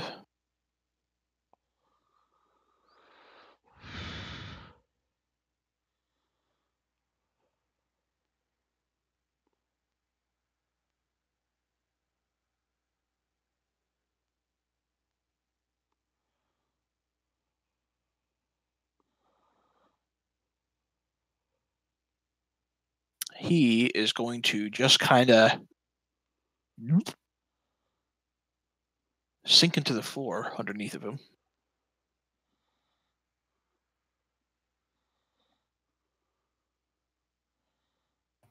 Well, that's neat. As he does so, you hear him call out, "Move out of the darkness and mount an attack!"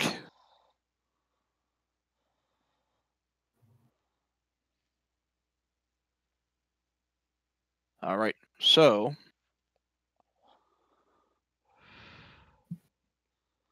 you see an individual in earthy plate armor begins to charge out of the southern door. He looks like he's ready to get on the attack. Oh man. Popping out of the woodwork or the stonework, as it Miles, your tremor sense has a lot of vibrations beginning to make their way in your guys' general direction. Okay. You know, that All right. knowledge coming to me now really doesn't help. You watch as, jumping straight out of the darkness, this large subterranean creature is going to attempt to land 40 feet. It's just going to attempt to land right on top of Tegan and Tuck. I need both of you, your choice, to make either a strength or dexterity saving throw. Just a heads up. He has a ready action of animal friendship. He does. Yep. And it doesn't see him, right? It does not. Okay. I mean, he sees him as he leaps up. Oh, I right. meant the creature they can see. No.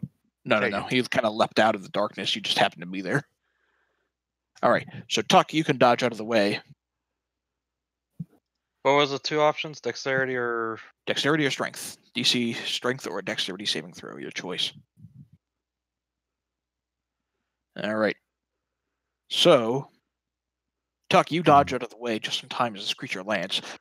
Tegan, you're not quite quick enough. And you try to stay there, trying to get maybe an animal friendship off on this creature. And it doesn't seem like it goes through, as if he's smart enough to evade that. And this creature lands right on top of you. So, you're taking a total, wow, that's a shitty roll, of 7 points of damage. Hey, something in my favor for once.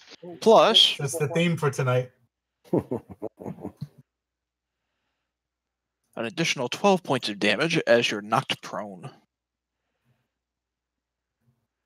And actually, Garen, you're going to take half damage from that. Nope. No, because you're evasive. Yep, Yes. You're right. All right. I guess I need to make a con save for my invisibility, or did it pop out because I tried my spell? Nope, you can make a con save for invisibility. Like you were about to cast animal friendship, and it surprised the shit out of So you maintain the concentration on the invisibility as this creature lands on top of you, and it's just kind of looking around like, what the fuck did I step on? Sorry. Don't be sorry. It was a good joke. Didn't mean to Indulge me. laugh that hard. Indulge me, man. You only removed my 7 points, right? You didn't do the 12. Here, I'll do 12 right now. Thank you for reminding me. All right, cool. Kent, you're up next. At the top of the round. Kent is going to step to here. And as with all good things, hold on. All right. As you move out to there, you get in line of sight with the guard now at the arrow slit. He's going to use his ready action to fire his crossbow at you. Oh, okay.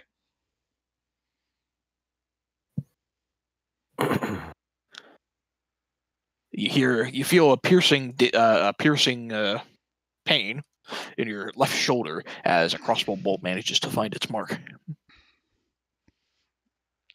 Kent says, "Tee." And name for this episode, by the way. Oh shit! Fucking that's not what I wanted to do. God damn it! Hitting the wrong button. God damn it! Hold on. Draw shape. Hold Alt. Oh, it's because I'm hitting the Windows key. I'm retarded. I'm just getting the proportions correct. And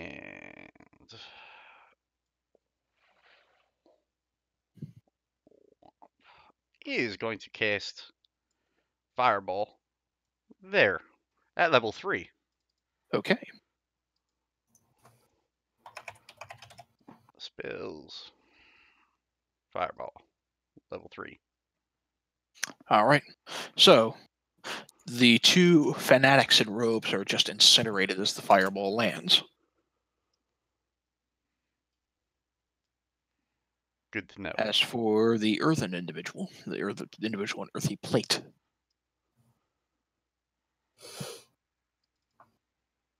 he does not dodge out of the bulk of the fireball. He still stands, but he takes the big hit as it lands.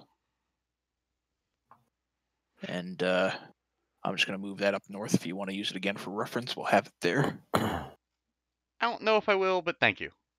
Okay. So that the two fanatics get incinerated. The second is otherwise okay. Well, okay is, and he's still standing at any rate. Dr. Connors, you're up next. Cool. I'm going to attack this big fish thing. Okay.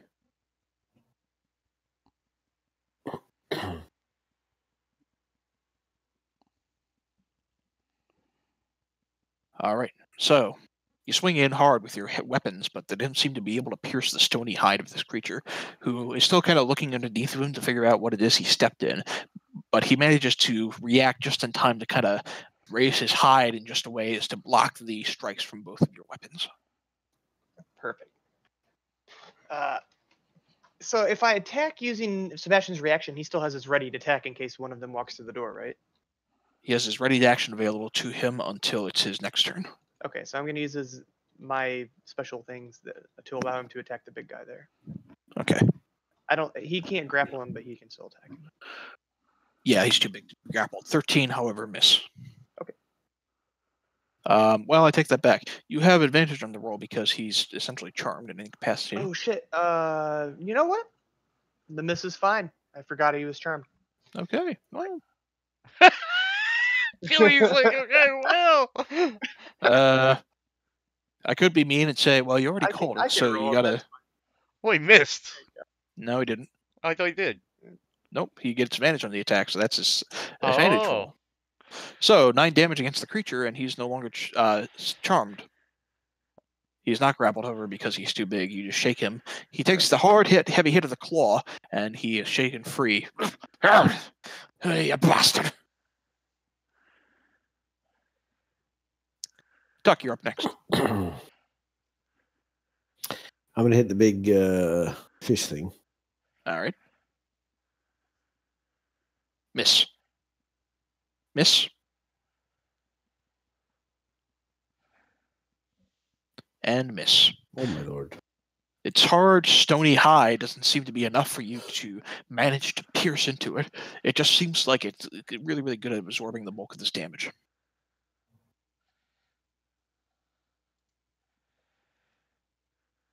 All right. The Duragar next. This creature shouts a battle cry, Baruch Kazad! And it's just going to charge right up to Will. If need be, Sebastian...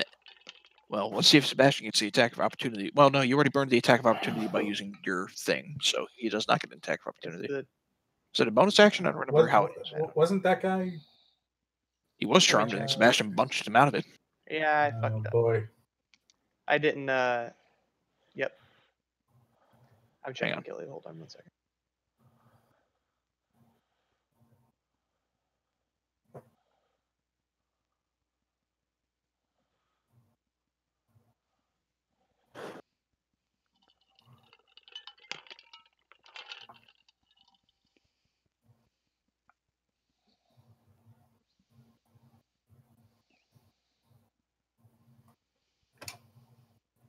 I think you're right. I think it is you burn their reaction in order to do it, but I can't find it in writing, so I'm looking. Regardless, we can figure it out afterwards. Yeah, okay. So we'll say he burns the reaction then. Tuck, you can get an attack of opportunity against the Duragar as he charges after Will. All right. You manage to get one hard hit off on him. He staggers a little bit, but he takes it. He looks like he's not going to be able to take another one heavy hitting that hard. But as he charges forward...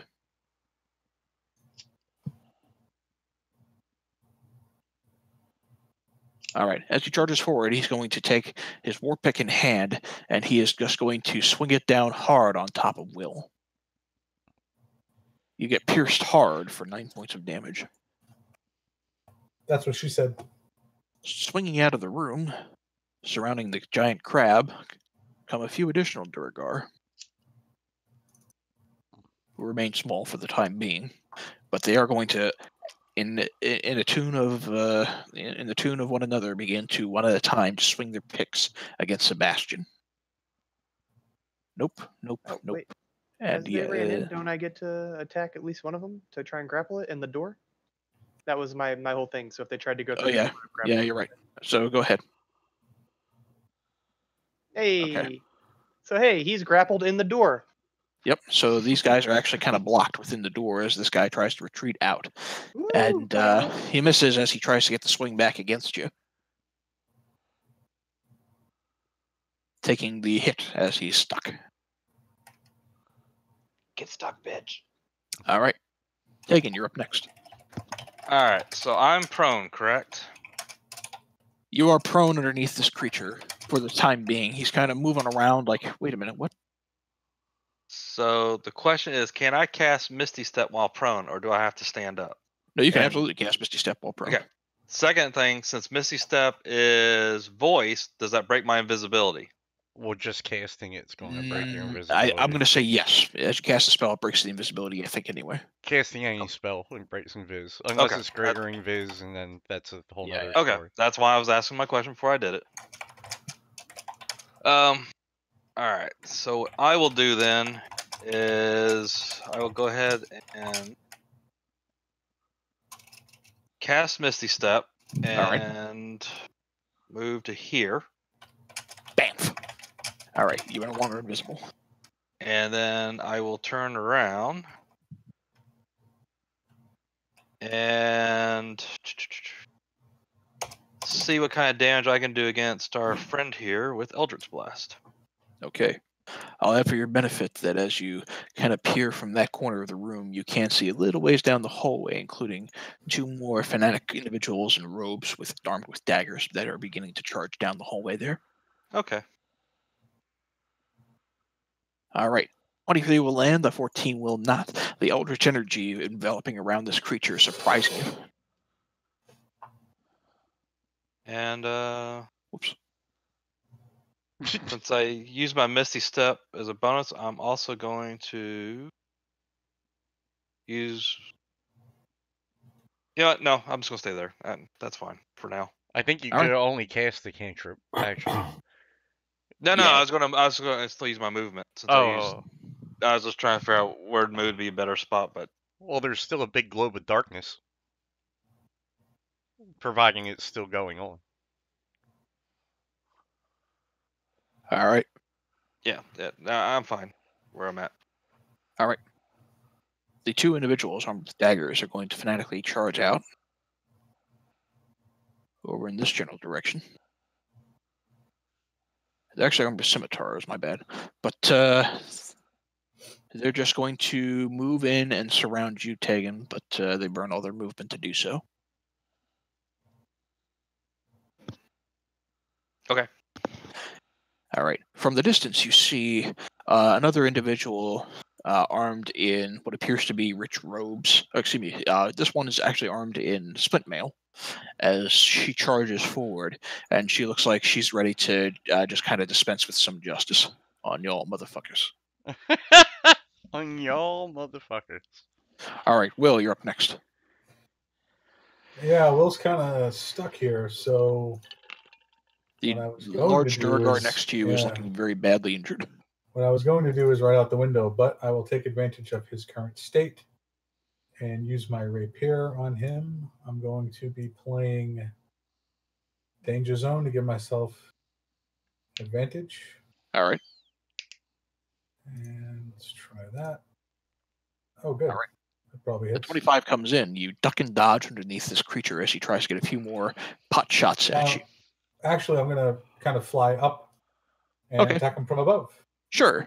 So as this creature hard hits you with the first swing, he's going to stand over you loomingly. You just kind of smile with a sort of wicked smile on your face as you just kind of loom up, and with your rapier fly in with a flourish right across his nasty little beard. And he just kind of gets cut across the throat, loses a portion of his white beard, and collapses against the stone wood floor.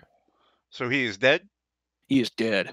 Don't fuck with the god of music, Will says. All right. And the end. So how high is the ceiling? 15 feet, you said? 15 feet. Yeah, I'll be up about a foot away from the top of the ceiling. All right. All right. From the arrow slit, the guard with the crossbow is going to fire his crossbow at Kent. You are pelted with another crossbow bolt in your side, Kent. Okay. All right. Sebastian has this nearby Duragar grappled. He's going to take his other claw and bash him with that one. All right. 15 is not enough. It does not manage to break the hard armor of this Duragar. Thank God the first one hit. All right. Okay. So, sinking out of the stonework from directly behind you, Tegan, you see the humanoid individual you were interacting with earlier, where the darkness was cast upon, and from directly behind you, he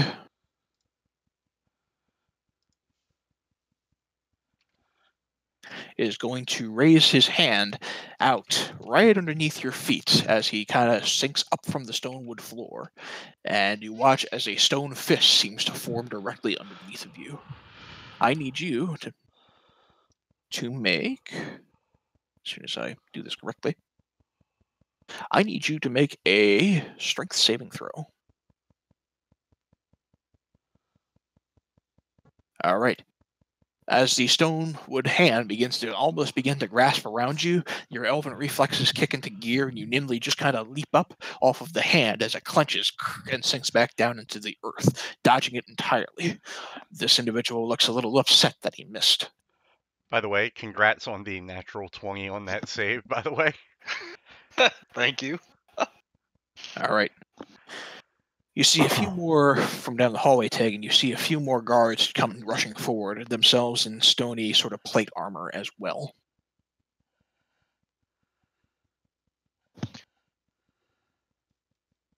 You see, also charging out of the southern door, another individual dressed similarly to the humanoid individual you were talking with earlier. And you'll watch as he will raise a stone rod that he himself is wielding, and he's going to cast it right on top of, let's say, Tuck.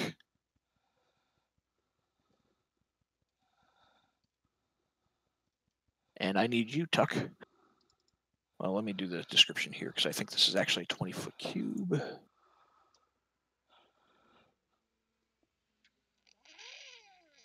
Okay, 20-foot cube. As Earth begins to kind of erupt around you, he's actually just gonna cast it on the creature there as well. He doesn't much care for him. So, Dr. Connors, Tuck, and the creature, the stone-like creature there, will all have to make dexterity saving throws, and it's going to be 14, not 17. All right, Tuck, you dodge all of it, being nimble as you are. Wow. You don't, and the creature doesn't. So,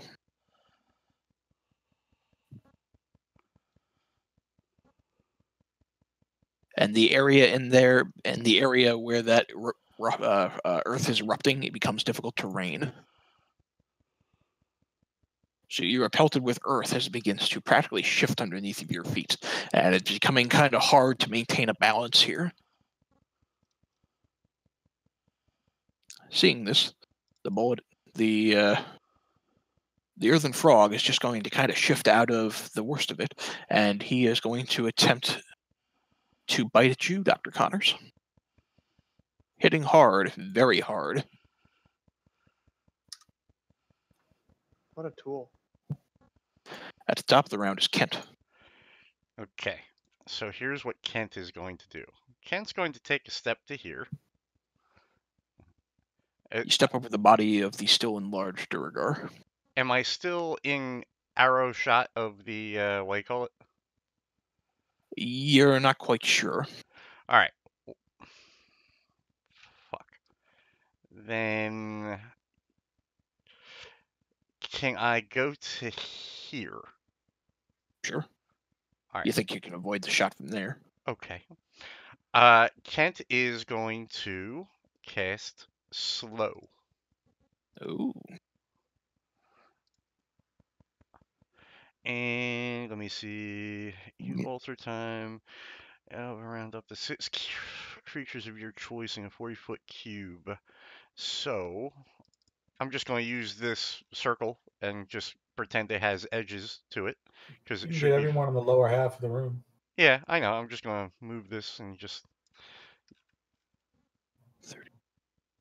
That red square would be a 40-foot cube. Yeah. Okay. Well, I just had to add the edges. Oh, God damn it! I can't drop it here. There. Yeah. Just hit delete. Yeah, I know. Look, I'm getting better with this stuff. It's just taking time. Except I can't grab the one that Killy drew. Oh, well. Here's what I would like to just bring it down to, 2 more squares down. Right about there? Right about there. And pretty much anything in that. All right, that'll hit the guard, the 2 fanatics, and the bullet. And I'll let you know it's called a bullet. Okay. So they all have to roll, and they all have to be a 15. Okay. So, for the 2 fanatics, two saves. Okay. For the big bullet, crit fail. He is slowed. And then for the guard and plate armor in the back, also does not save. He is also slowed. All right. And then did you get this guy here? I did not. Let me do him.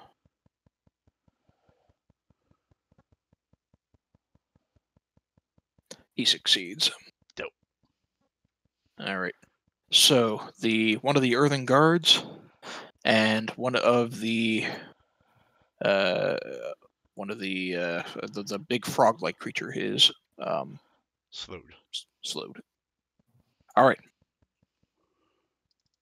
Dr. Connors. I'm going to cast Spike Growth. All right. This earth is erupting kind of underneath your feet. You're also very badly injured. It's going to go right there and put all these guys in Spike Growth. I don't know if you can see what I'm doing. I think you'd have to really be able to see down there. Oh. Because the point of origin that you can really cast it on is right there. That's about the extent of how far you can see down that corner, based on your line of sight. Yeah, right in the center. All right. That's fine. How's that? Sure, that'll work. Okay. Then I'm going to move out of that. Okay. Look that spike growth for me then. All right. All right. Oh. When a creature moves into or within the area, it takes 2d4 piercing for every 5 feet. You get the spikes up in that area as these creatures kind of are charging through the corridor there, and you move out of the earth. As my bonus action, I'll go, help me! And then I'll say I'm done with my turn. Okay. Tuck, you yourself are in this erupting earth. I'm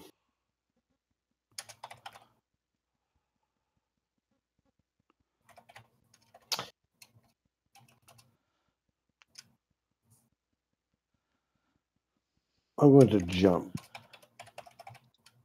out of this square of random shit. Okay. To land there. All right.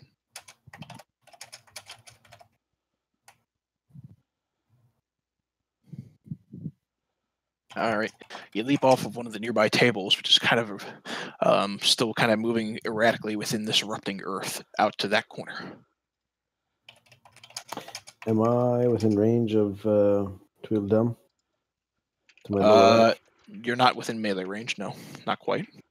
Okay, so I can go around then. You know what? Yeah, you can do that. Yep. And I will hit him. All right. 21 will hit.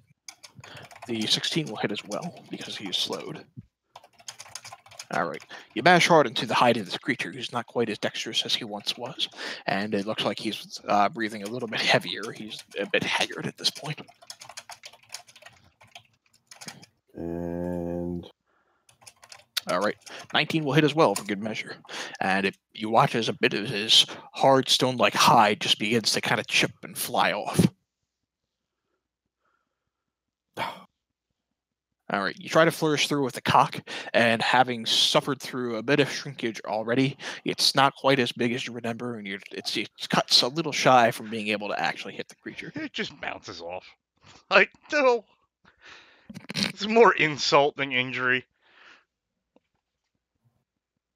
All right, Durgar go next. Having been insulted by the grapple of this creature, you watch as this Durgar will enlarge, freeing himself from the grapple. All right. Huh. And I he get is it. just going to... He's actually going to shift around. He's going to shift down one space. You can make an attack of opportunity if you wish. Nah, it's good. All right. As he shifts down, he will cry out, "Get ready to ambush!" And It's not really an ambush if we heard him yell it. Am I right? the other Durgar, you sense their footsteps, but you don't see them. Huh. Well, I have blind sight up to 30 feet, so I know where they're at. So if they're coming through that door and past me, I'm gonna attack them. They're not coming by you. I mean Sebastian here. Okay. Okay. Sebastian has blind sight? That is correct. Giant crabs have blind sight. God damn it. All right, well, one of them's going to attempt to slide on by. So, if you want, you can make an attack of opportunity. I do. Yep, that'll do it. Grappled!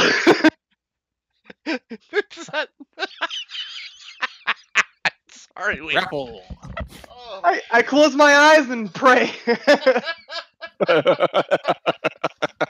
I close my eyes and pray. Oh, shit. Oh, man. The Durgar, having suddenly been broken free of his invisibility, kind of looks down at the crab and he goes, "You fucking bastard."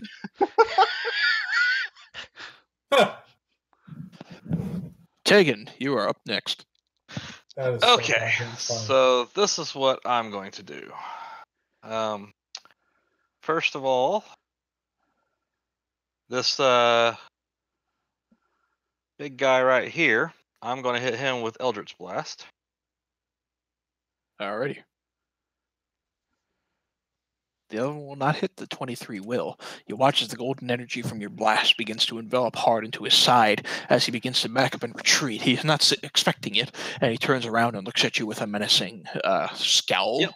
And then as soon as he looks at me, I'm going to bonus action cast that and move Get up the to here. fuck out of here. He looks back at you, and you just like, ha! And you're gone. So, and that will be my turn. Alrighty. The two individuals armed with scimitars are going to slowly attempt to move forward in a fanatic rage, attempting to push. I'm just going to move him out of the way. So that's about as far as they go. All right. Can he get that far with that erupting earth? He moves at half speed, so it's 10 feet to get in, and then it's another 10 feet for 2 more spaces. That's fine. I just wasn't sure if he was also affected. Does it do any damage, or is it just rough? It's just rough terrain at this point. It doesn't do any damage anymore. It's the erupting part that was the. Right, that makes sense.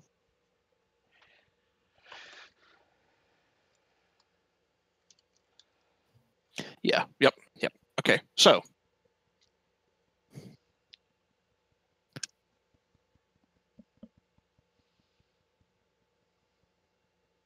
Down the hallway, the individual, who you can only assume is Yarsha, is going to snap her fingers, and her skin is going to turn into a stony sort of surface. She got hard. She got hard. All right. So having that in place, she is going to shift 3 spaces in. So with the spike growth there, go ahead and roll. It's 2d4 for every 5 feet. Go ahead and roll 6d4, if you would, please.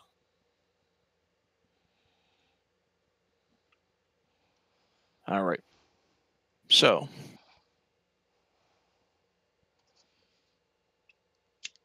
she's going to take 14 points of damage as she pushes forward.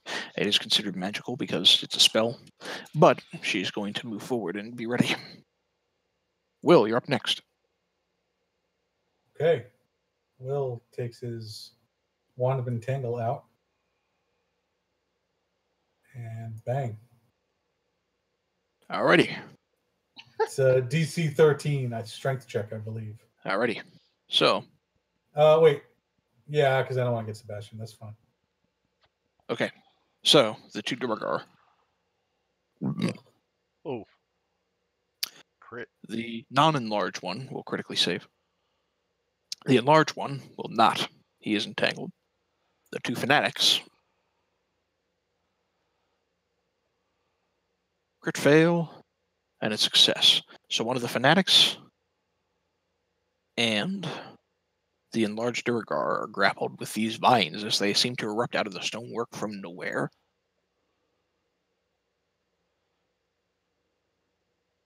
Alrighty. Oh. Yeah, because that's difficult terrain now then too. Yep. Alrighty. And I am not going to move. I'm going to stay right where I am. Still hovering. Alright. Well, yeah, you know what? That's probably a bad idea. I'm going to float down to the ground. Otherwise, I'm just such an obvious glaring target. Might as well have a shoot me sign on my chest. Alrighty. None of them are carrying bows. No, but still, a lot of them are casters. So. Alright. Held actions for the ones with crossbows. Sebastian still has one of the Durgar grappled. Yep. He's going to take his other claw and hit that grappled Durigar. Or not. He didn't. Nope. He tries to strike in, and the Durgar manages to raise his foot, blocking the claws. It kind of strikes in a little bit. Okay. All right. From here, seeing the spike growth, you watch as this individual wielding a rod of his own is going to aim it right over in your direction, Kurt. He's going to cast Maximilian's Earthen Grasp against you. I need you to make a strength save.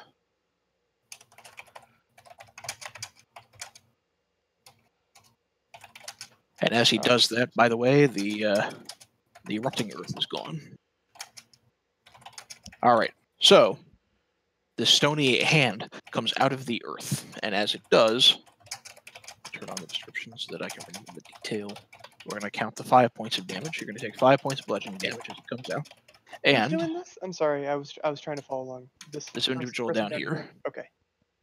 All right. So in that space, 5-foot stony hand kind of just grapples you. You take the 5 points of damage, which I've already applied, and you are restrained. And as that grasps around you, I do need you to make a Constitution saving throw for the spike growth.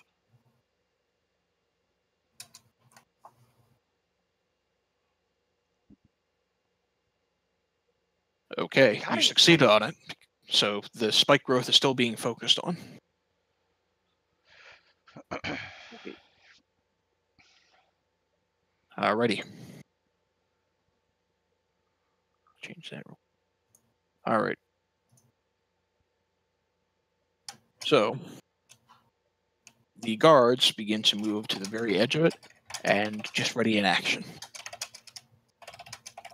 You watch as the other individual with a black rod down to the south here will shift over, and he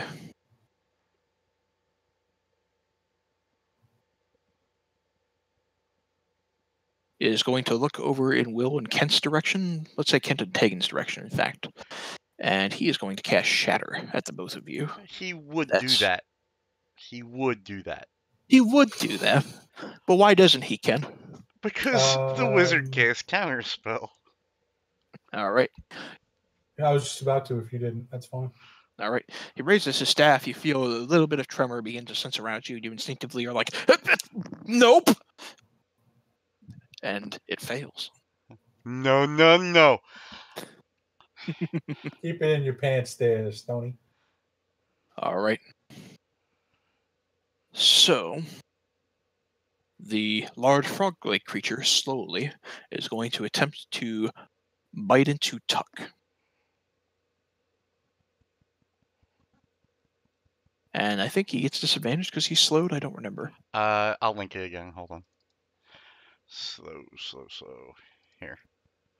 I have to roll a d20 or some shit. But creature attempts to cast a spell. No. That's not casting a spell. You can only make one attack with him. That's okay. the difference. So he makes only one attack anyway. So the bite will land on Tuck for a full 20 points of damage. This large frog-like creature, still on his last legs, has quite a bit of a bite to him yet. At the top of the round is Kent. Kent is quite pleased that he still has one level 4 spell slot. And Kent is going to cast Fireball one more time. And Kent is going to cast it there. Okay. That'll hit the grappled, the slowed Durgar, the slow cultist, the non-slow cultist, and the bullet. 4. And one of the stone elders. All right. 27 points. So, man, he's we'll flipping off these fireballs. It's awesome. We will start with the slowed creature. Oh, by the way, he had to repeat the wisdom saving throw at the end of his turn before I forget. Still fails. Okay. And takes a -2 to dex saving throws. Okay. So, we'll make his dex save. Does not succeed. You watch as the large stone frog-like creature is incinerated in flame. He is dead. The 2 fanatics are incinerated in flame. They don't have much health. For the Durgar, the one that is slowed, it will not succeed. I don't think he's slowed. He's just one of them was slowed. No, was it? Oh yeah, that's right. One was. I'm sorry. It doesn't matter anymore. Now he's incinerated in nothing more than a pile of ash. As for the one that isn't slowed, still takes the full brunt of the damage. Oh no, that one that isn't slowed isn't actually in it, so I take that back. Yeah, there's just the guy in the bottom right-hand corner. Yep. All right, so he'll make his save, and he doesn't succeed against your DC either. He takes the full 27 points. He looks pretty badly burnt at this point. Like if he took another heavy hit that hard, he'd just go down. Kent is in awe of the fire that is swirling around the room. And he just remains in place. Okay. Dr. Connors, you're in awe at the fire that is swirling around the room. Many of the makeshift bed stalls and tables and everything that make up this central entrance hallway seem to be alight in flame, as you seem like you're fighting the entire guard as they slowly begin their charge in towards you. So before we get too far, for that earthen grasp, since it was a magical effect, I should have had advantage on the saving throw due to my racial. So I'm going to roll the Constitution save again. Okay. Just to see how that goes. No. Did not affect anything. But right, now I want to get out of that. Okay. Oh, wait, was it con or it was strength, right? Con was for the... It was a strength save yeah, to so save I need against. to roll strength. Okay, so there you go. Okay. So I should not be restrained, I think, if I read that right. No. In that case, you are not restrained and you did not take the 9 points of damage. Oh, cool. Okay.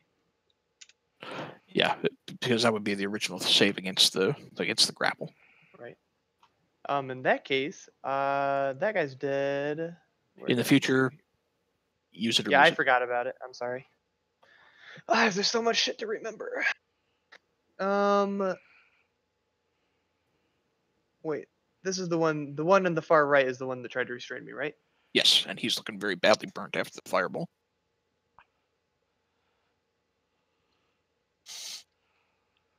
That's rough terrain through there, right? Oh wait, Yep. I don't take rough terrain, so I can just run. I'm gonna run through it. Here we go. Alrighty. Ranger power is activated. Alright. Iron Fang and fire in hand. You swing in hard against this creature. Iron Fang does not connect. The fire will. He takes that hit, but then he looks at you with a grimace. I'm going to. Sebastian's going to attack the one he has grappled again. Okay. And 16 will land. Oh! You hear as he bludgeons into that creature. All right, that's it. Alright. Tuck, you're up next.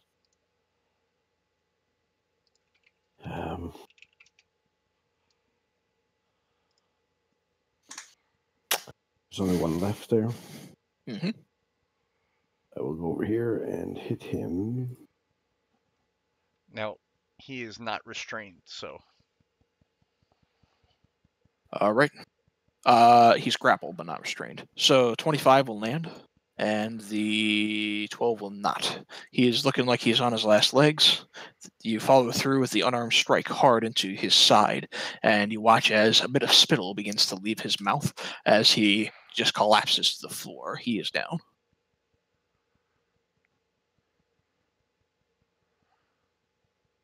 All right.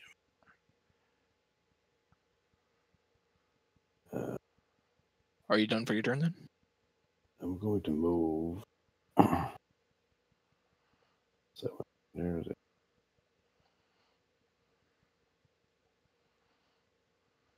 you can actually, Sire, if you click and hold on the thing, like click this and then right click and then You can keep right going. click again, you can get an Nice. idea of how far you went. Yeah, I want to go this far, and then we'll wait here. Okay.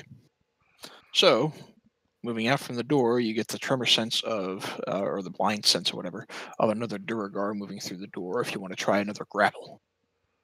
Cool. However, as he gets out, he will enlarge himself. 14 will not land, but he is enlarged. Tegan, you're up next. Alright, so I'm just going to move some of these game pieces off so that they're not clogging up the screen. yeah, that would actually help me because I was trying to figure out what's alive, what's dead. Alright, so what I'm going to do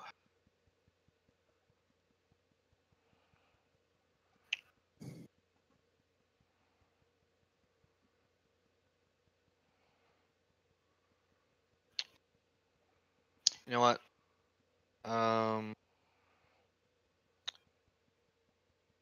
This is the one that was mostly hurt, right? Yes. Yep. Alright, I'm gonna Eldritch Blast him, see if I can't put him out of his misery. Alrighty. Alright. Both Damage blasts sucks. will land into him. They will sting him hard, but he's breathing is really, really haggard. You watch as a bit of blood begins to kind of drip from over his eye. He looks like he's just ready to collapse. And then as a bonus action, I'm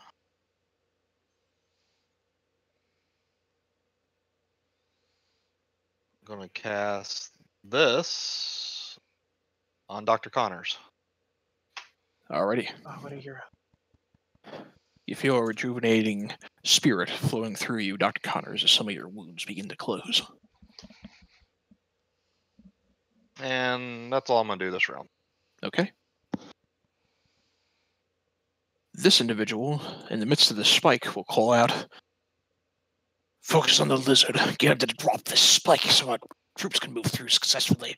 And she's going to reach out in your general direction. What are we going to cast on you?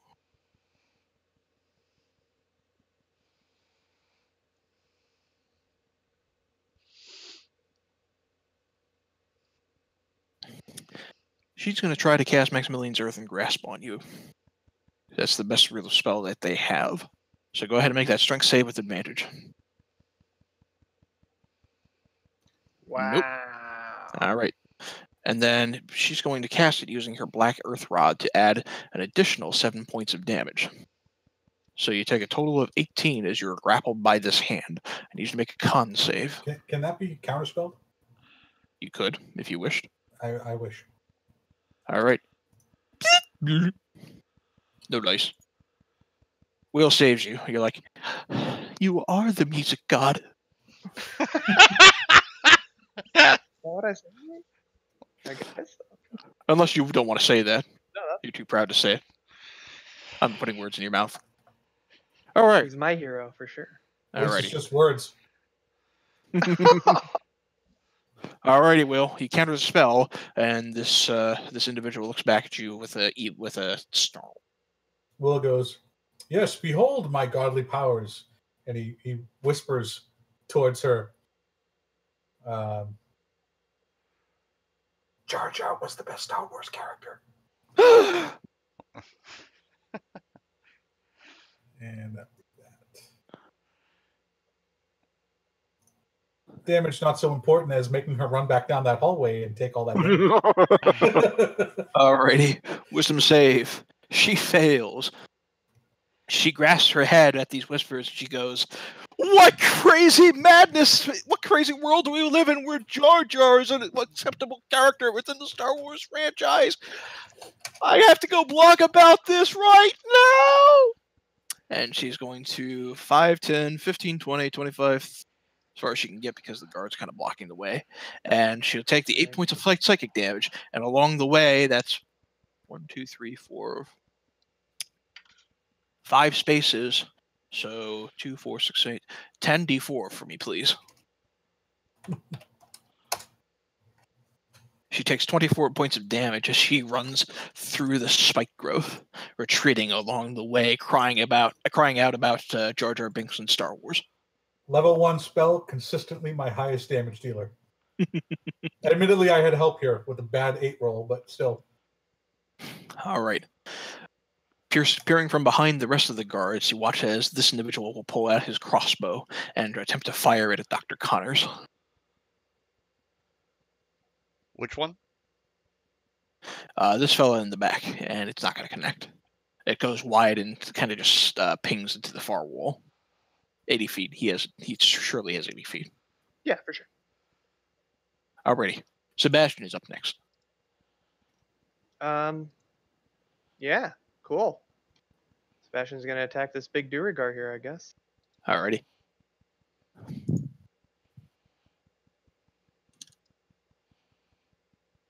Nope. Sebastian's gonna sit the fuck down. All right, that's it. Alrighty. The guard next to you, injured and battered, is going to...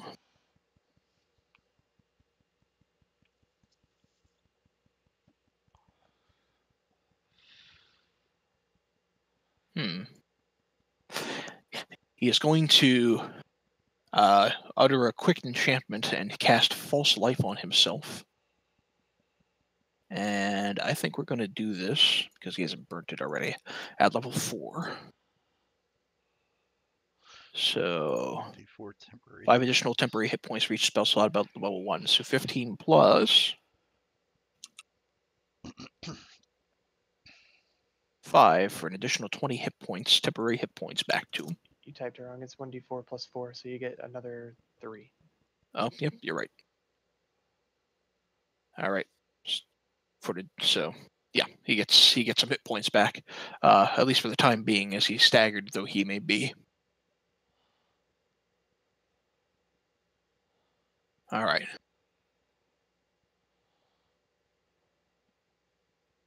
Alrighty. So the guards are still kind of hanging in the back, waiting for the spike growth to somehow dissipate.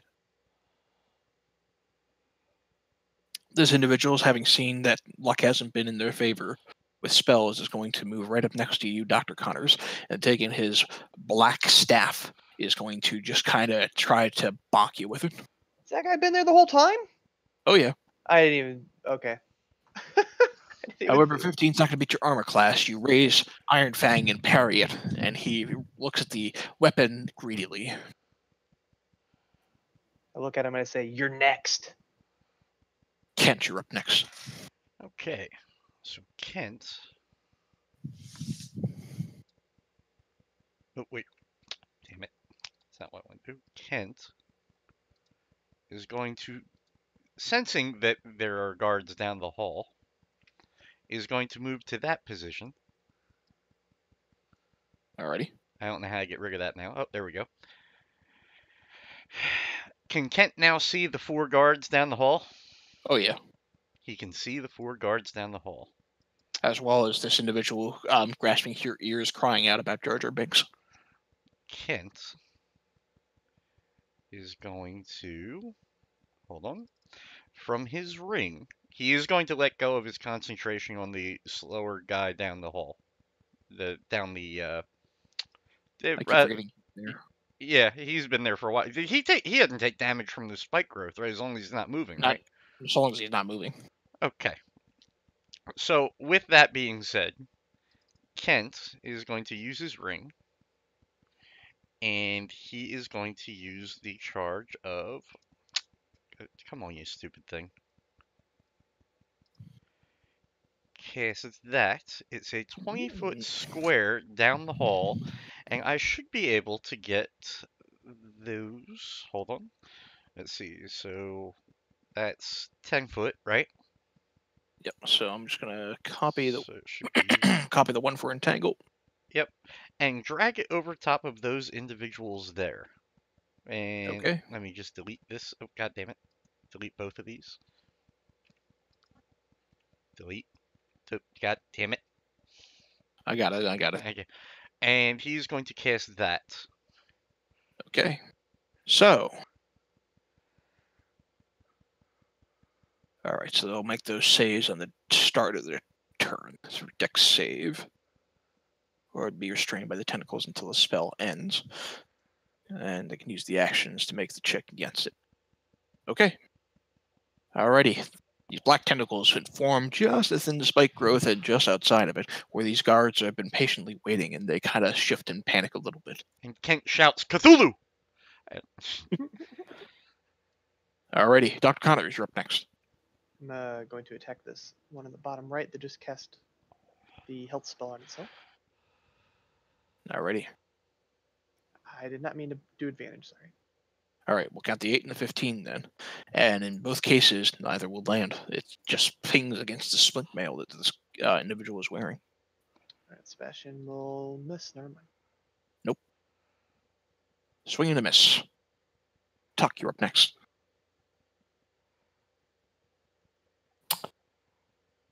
I will move here. And I will hit the one closest to me. And by this point, the darkness will have ended, by the way. I was actually wondering if it would have by now, but I wasn't sure. It will have with you having shifted to the black tentacles. Well, that was from the wand. It wouldn't have mattered. Yeah. It only lasts for 10 rounds. Well, we're only like 5 rounds in. Yeah, five rounds is 30 seconds. Yeah, so we're only on round counter 4. I mean, I guess if you really want to be deliberate about it and have it last for the full duration, it's still there. All right. Yeah. So 25 will land, 13 will not, 23 will. You get 2 hard hits against the woman who is nearby, including slapping her with your giant penis. Yes. So there's that. Constitution save. I'm going to use a key to try and stun her. Okay. She does not, or rather she is not stunned. She looks at you with a matter of surprise and absolute disgust.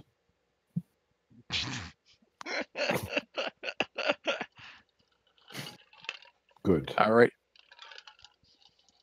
The enlarged Duragar is going to take his pickaxe and swing it hard against Sebastian. Hitting for 9 points of damage. As Sebastian reels back. Tegan, you're up next. Alright. So let's do this.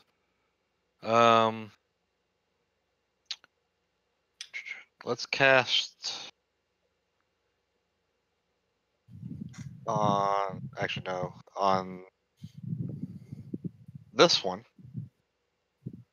the one that's directly below Dr. Connors, I am going to.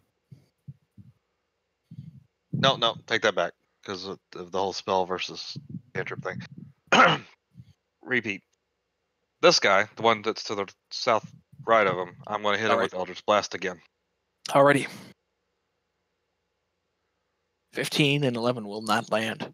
He raises his black rod and manages to parry both blasts as they come in his direction. And as my bonus action, I will go ahead and cast Healing Spirit on top of Dr. Connors. Alrighty. 1 hit point back to Doc Connors. Wow. Thanks, man. Well, I'm trying to help you out. Ow, that hurt. Alrighty. Okay.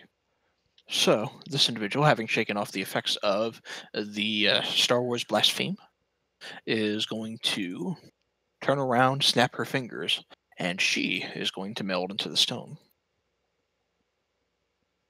Wait. Okay, I was gonna say, wasn't it that individual? Yeah. Yep. Will, you're up next.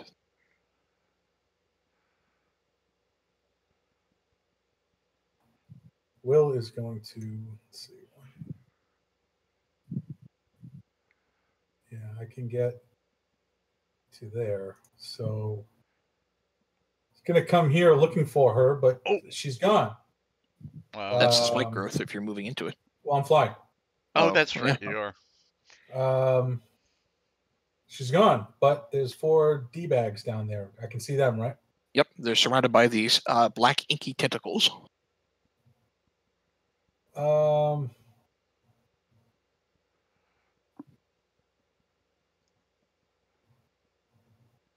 Okay, let me think real quick as I assess. You also have this individual down south here who's just kind of in the midst of all of this. This guy here? Yep. Oh, this would be the perfect time for that compulsion spell that I got rid of. Just make him march in a straight line this way. Awesome. Shit. That spell was so situational though. Yeah, I'm going to turn to him and say, hey, the secret to defeating us is right over here. And he points over there. You should go get it. And that is a suggestion. All right. And he has disadvantage on the save. He does have disadvantage on the save. So, well, I would argue that having him or suggesting that he wanders through the spiky undergrowth that damages him is an obviously harmful act, which would automatically end the spell. I suggest that this stuff is just an illusion. It won't harm you. Make a persuasion check. I'm going to Bardic Inspire that just in case. Oh, of course you are. Because it's pretty critical. Oh, but I didn't need it. I rolled 25. Get the advantage on that. That's perception, not persuasion. Oh, I'll take the 25 anyway. Yeah, you will. Nope. My persuasion bonus is the same. It's still +8. Take the 25, damn it. Let's see it. Fuck you.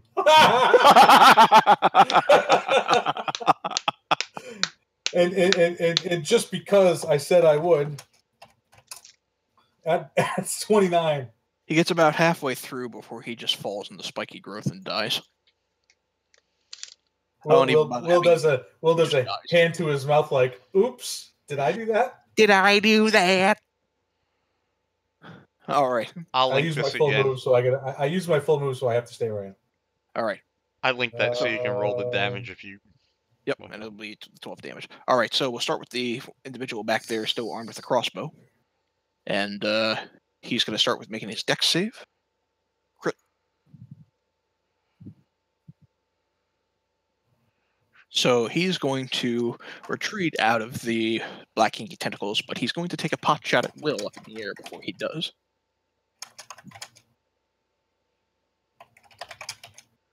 And unfortunately, he's going to miss. All right, he retreats back a little ways down the hall. And I'll reveal just a little bit more of it so we have some visual. Okay, Sebastian is up next.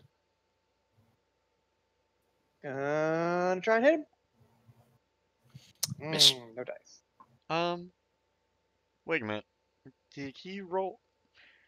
The guy that was running out of the tentacles. Yeah. Doesn't he have to roll something? When a creature ends towards the affected area for the first time on a turn or starts its turn there, he started his turn there. He must succeed on a dex saving throw. He crit and take. Oh, I didn't see your dex saving throw. I didn't see your throw. My bad. My bad.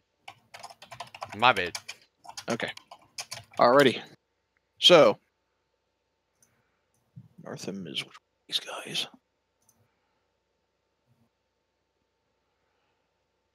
All right, so this guy on the southeast corner here is going to take his staff and again try to just bonk Dr. Connors over the head with it.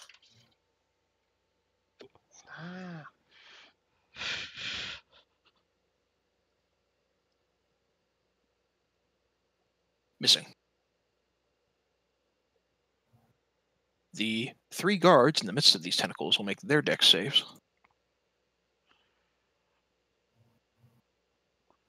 One success. Wow. And I assume a success. They are also going to retreat the fuck out of the tentacles. Alrighty. Seeing the situation escalate, the individual just south of Dr. Connors is going to look towards Will and Kent, and you feel the earth begin to shift underneath your feet. I'm flying. Okay, it misses you, but it will hit Kent. I believe it will. Wait, I got do I got a dexterity save that? Yes. Dex. Alrighty. The DC is 13. You take, I believe it's 8 half damage. I think it's half. Half damage on success. So I took 8 Alright, points. so you're taking 8 points of damage. Yeah. So you still need to make a con saving throw against the tentacles. Yeah. Hold on. Success. You maintain control on it. At the top of the 5th round, or 6th round even, is Kent. Well, I got to step away for just 1 minute. All right. That's okay. Kent is actually going to drop the concentration on the tentacles. All right. And he is going to... These 2 individuals here are the ones that have been giving us little fits, right? At the moment. At the moment. Okay. So what he is going to do is... Let me go over here and look at what I got here. On the closest... You know what? No. I take that back. He's going to cast Hold Person on the Duragar. Alrighty.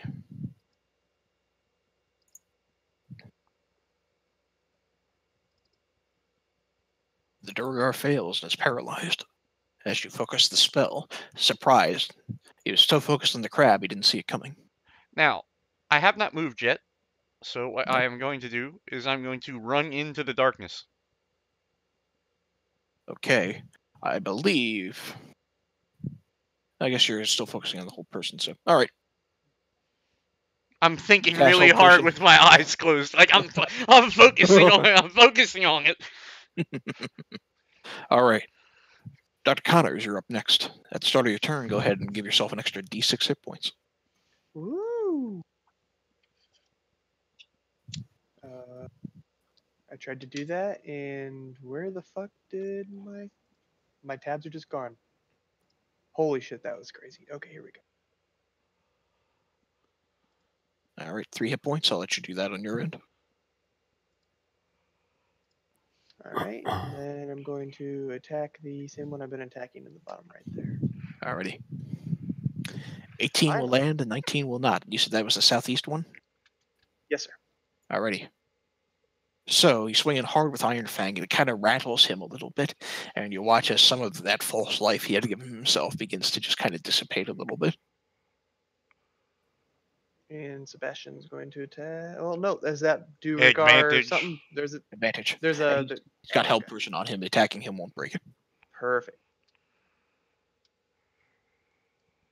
Alrighty. Hey, what do you know? He is grappled on top of being held as your I can't grab pincers. one of these too big. Oh, well, you slam your claw hard into him, and it reverberates hard across a weak point in his armor. Sweet. You think you hear the crunching of bones. Tuck, you're up next.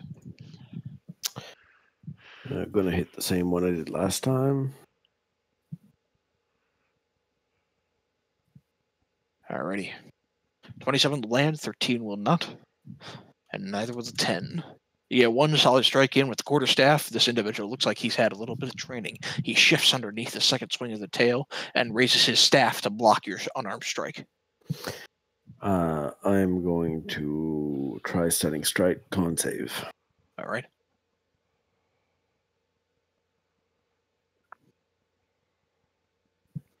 I lied. I can grapple him. He can't be more than one size larger.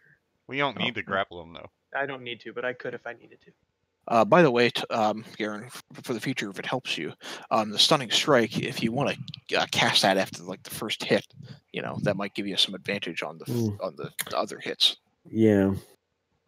It's just throwing that out there for future reference. But I don't think I can because I have to hit twice. I can do it before my unarmed strike, but I don't think I can do it before my second staff hit. Though. Okay.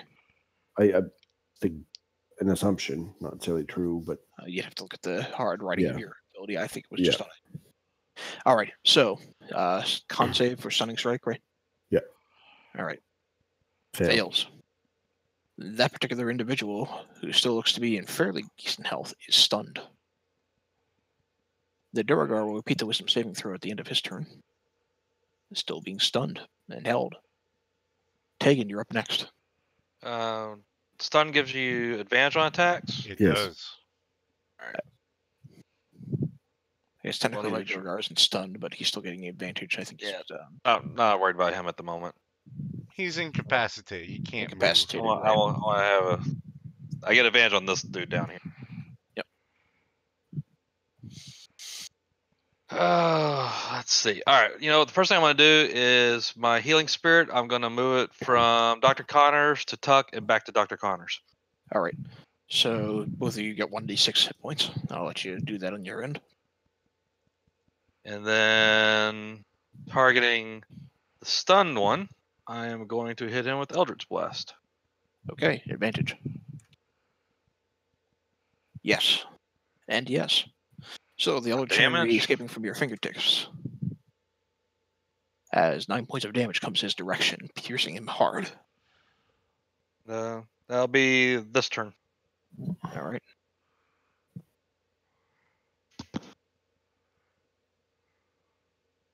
Okay. Will, if you're back, you're up next. He's back, or he said he was back. You are muted in Discord. Sorry about that. You're flying over this erupting earth. Yeah, no, we're gonna move for sure. That darkness is still there, yeah. Yep. Kent has just run into it. He's focusing on a whole person spell against the Duragar. And the D-bag platoon over here is retreating. They're still holding their position for the time being. They retreated out of the tentacles, and now they're just cautiously waiting, hoping that spike growth can be dealt with. Oh, really? I'm going to hit them all with a shatter. All right. Let me just check my spell slots, make sure I have it. Yeah, no, I got it. And let's hope I roll better on the damage this time. Did it roll? I didn't see the roll. No, it didn't come up. Try it again. Hold on. Oh, it's asking me what level. My bad. Oh, that's pretty good. There you go. Alrighty. Yeah, that's much So- better. No more single digits. Very nice. All right. One guard, the one with the crossbow succeeds. As for the other three,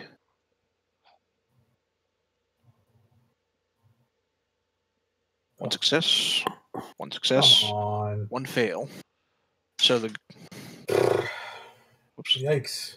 So one of the guards takes the full brunt of the attack, and he reels back hard. Well, the other three escape the brunt of it, but they're still reeling a little bit. Flee from the god of music, says Will, as the music, the shattering music echoes down the hallway. All right. If I can't intimidate them in a little bit with that. Alrighty. They reel back a little bit, but they're otherwise unintimidated. And seeing the crossbow and also the erupting earth, I'm going to... Seeing you retreat, they're much less intimidating. Oh, you're gonna actually give me an intimidation roll? I mean, if you want. Sure, why not? No, I am the god of music. Intimidation. And I'm going to Bardic Inspire that because Alright. I don't use my dice enough, I don't think. Not for Bardic Inspiration, you know. That's All what right. I should use, now that I get it back on a short rest, I should use it more often. So 17. All right. They are reeling back, surprised by your intimidating presence as you fly about casting these spells in your awe and wonderful charm. Yes, I am the god of music, after all.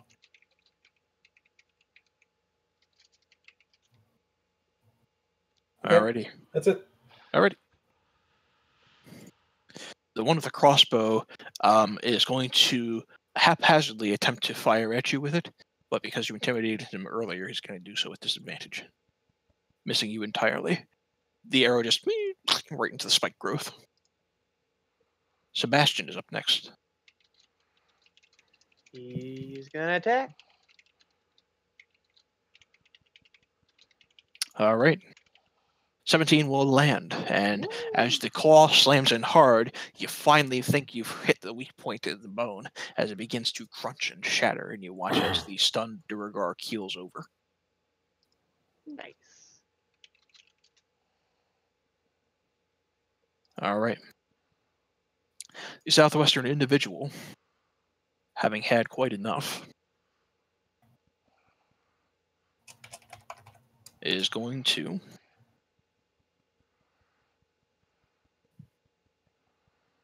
raise up his staff and fire out a splash of acid against you and Tuck. However, you're a snake man. You are completely immune to acid, I think. There's a poison. I guess it's poison. I'm immune to poison and acid, I believe. Okay. I believe because of the weapon I'm using, it's acid. Okay. So you dodge the acid, so you're completely immune to the acid damage, we'll say. Tuck, you're not. Go ahead and make a dex save. All right. You missed the damage entirely, and he just looks around frustrated. The other guards will hold their position where they are. This individual over here is stunned because of the stunning strike. And that will be that. At the top of the round is Kent. Okay. Kent would have probably felt the the spell fade, correct? Yep. All right. If I wanted to run out to here, would I have to roll anything to see if I stumble out of the darkness in the right direction? No, but you will have to make a dexterity saving throw to see whether or not you trip over that firing bench. Okay. That save for...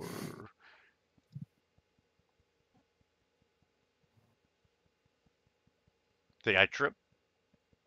No. Okay. You managed to dodge it. So I have a quick question. All right.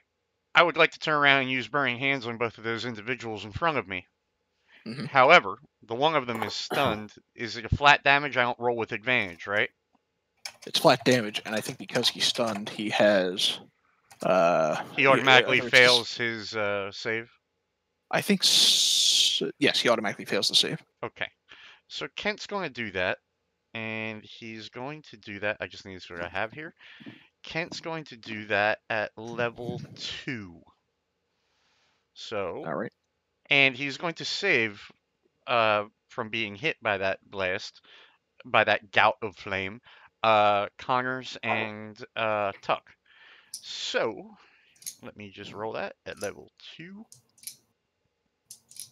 All right. So the individual who is stunned will take the full brunt of the 10 points of fire damage. For the other one,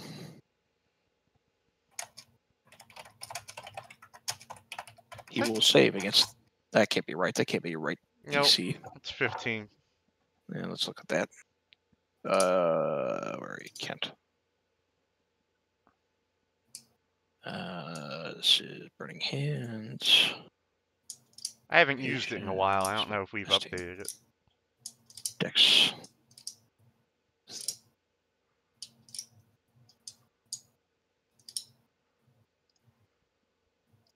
Works from the spell list. Let's just try it again from here. Spell, Burning Hands. All right, that looks better. Just to have your spell set. Okay, so 10 points. Yep. And I roll for the other one who does not 14. succeed on it, and he takes the 10 points. 10 points of damage. He's looking like he is on his last legs. Okay. And with that, Kent's just going to maybe retreat down to here because from where I was standing, I should still have 5 feet of movement. All right. Dr. Connors, just started your turn. Take an extra d6 heals, and it'll be your turn.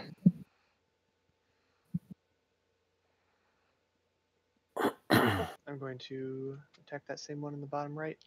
Actually, no, this one's The one directly to the south is stunned. stunned, so that's advantage, correct?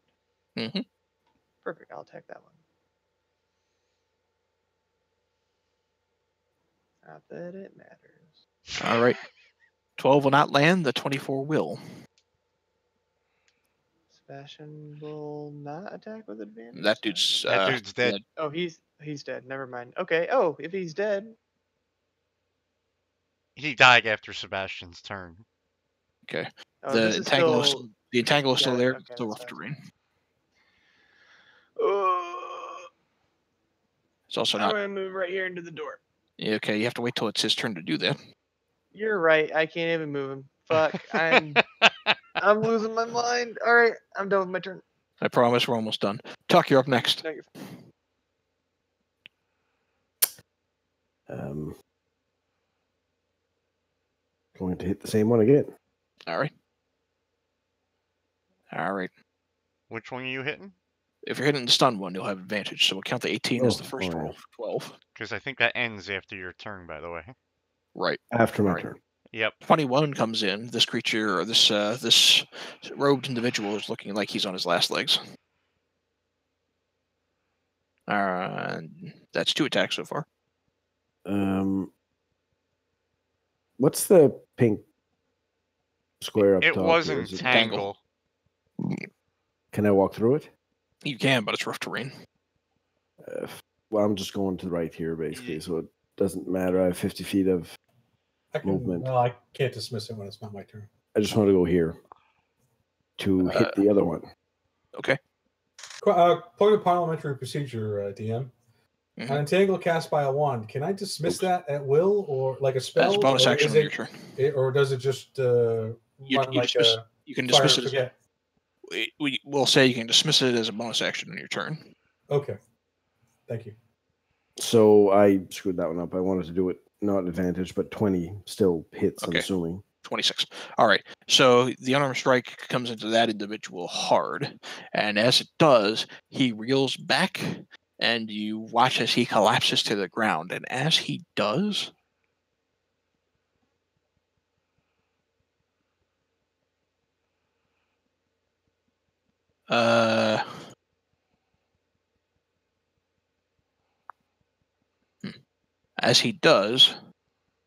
he collapses and turns to stone, and the stone explodes into rock shards and becoming little more than a smoky pile of rubble. However, as the shards come out, first off,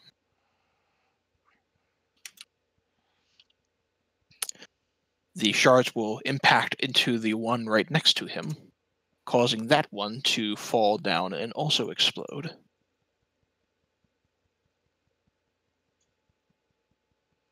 And I need Dr. Connors and you, Tuck, to subsequently take, or make, rather, 2 dexterity saving throws. The DC to beat is 14, and you'll take half damage. Well, you won't, but Dr. Connors will take half damage on a success.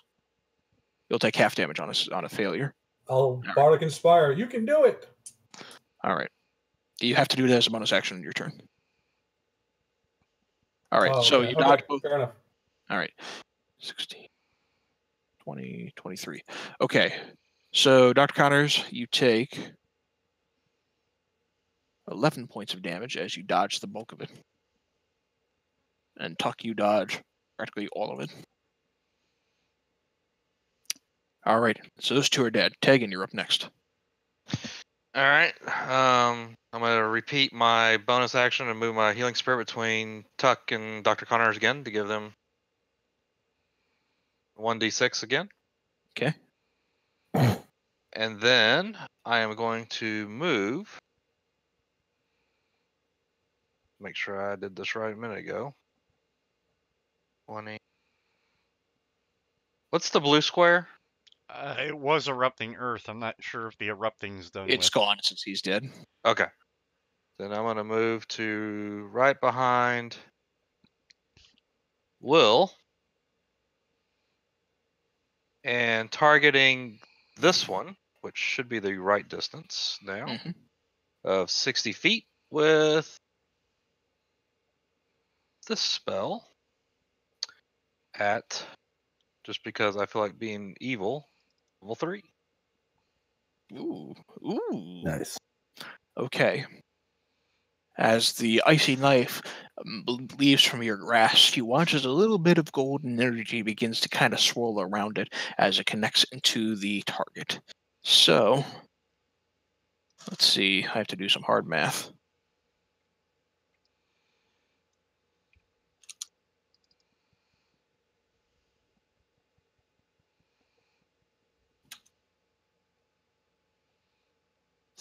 All right, so dex saves. One with the crossbow will fail. The other ones fail, fail, and fail. They all die. As the golden energy wraps around the icy knife as it pierces hard into a weak point within the armor of one of these individuals, you watch as golden tendrils begin to shoot out along with the icy shards and begin to seem like they pierce through the stony armor of all of the surrounding guards, and they kind of rear back in a sudden shock of pain before you hear just a soft and kind of fall back on their backs. Now, for a second you think you've been reprieved, but you forgot that 3 turns ago I had one individual left. Actually, she sinks out of the earth. And looking right in your general direction, Kent, she's going to attempt to grasp you. Okay. What am I rolling? And she's going to do so at level 3. Oh, I guess she can't. It's stuck at level 1. Or level 2 even. Alright, so I need to make a strength save. Got a counterspell. Alright, she gets the spell out, and it just kind of fizzles, and she's like... Hello! Alright, Will, you're up next. As she looks at you with a horrid scowl, and suddenly looks around and realizes, oh shit, all of my men are dead. That's not true, by the way. There's one archer in a room up above us. Yep. I am going to... Which you can't see anymore, by the way. Kind of figured that. Will is going to suggest very strongly to her that she surrender. All her forces are dead. It would be unreasonable to continue fighting and face certain death at our hands. Surrender, and we will be merciful. The god of music will be merciful, and he strikes a beatific pose. All right, like the 2 fingers raised. And... Right. Make a persuasion check with advantage. Actually, okay, yeah, works. Unless you want to do suggestion. No. Let's give it the persuasion check first. All right. She looks at you. Fair enough. And she drops her staff and raises her hands in an I surrender position.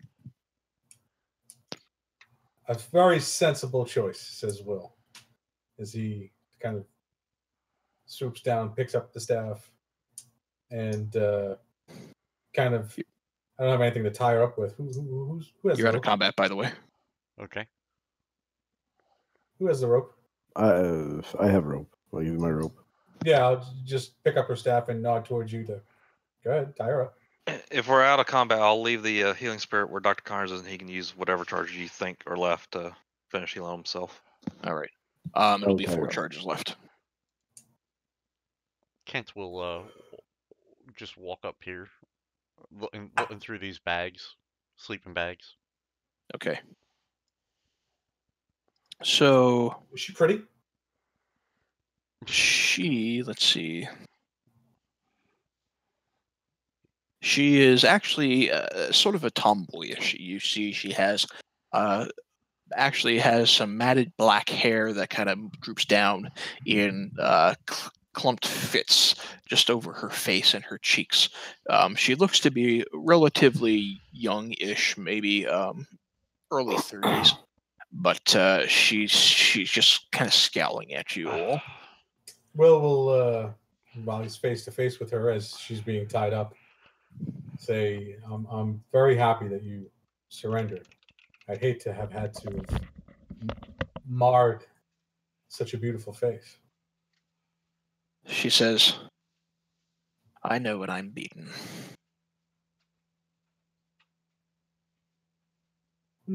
Okay. Now, what is it you want? For now, just sit tight. And we're gonna search the place, I assume. Give the place a good once over, make sure that no one else is coming, that type of stuff. And then we can figure out, do we have any questions to ask her, or are we just going to leave her tied up?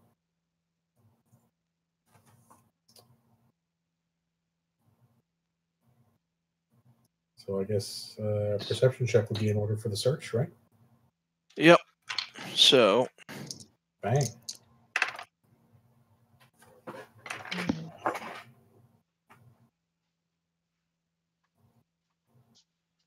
Include searching the bodies and her. Right. So searching across everyone, the bodies and her and everything else, you find a combined total sum of 300 gold across multiple pieces that are on each of them individually. You find that the staff that she herself is wearing, as well as the other ones that were wearing earlier, and what did I do with that? Here, let's just do this. The staff itself has kind of it looks more like a rod, less than a staff. It's just this hard black sort of rod, and has sort of an earthy feel to it. There is a total of 3 of them there between these 3 casters. Okay, we'll hold on to those. Okay, the Duragar have some normal war picks on them, aside from some of the earthy splint and plate mail armor on the individual guards. They were wielding morning stars as well as that crossbow on the one earlier. And that's 5 times. So splint mail. 2 splint mail and 5 plate. Plate mail. Yep. And 2 splint mail. And you said the 2 had maces? Morning stars. Morning stars. 3 of them.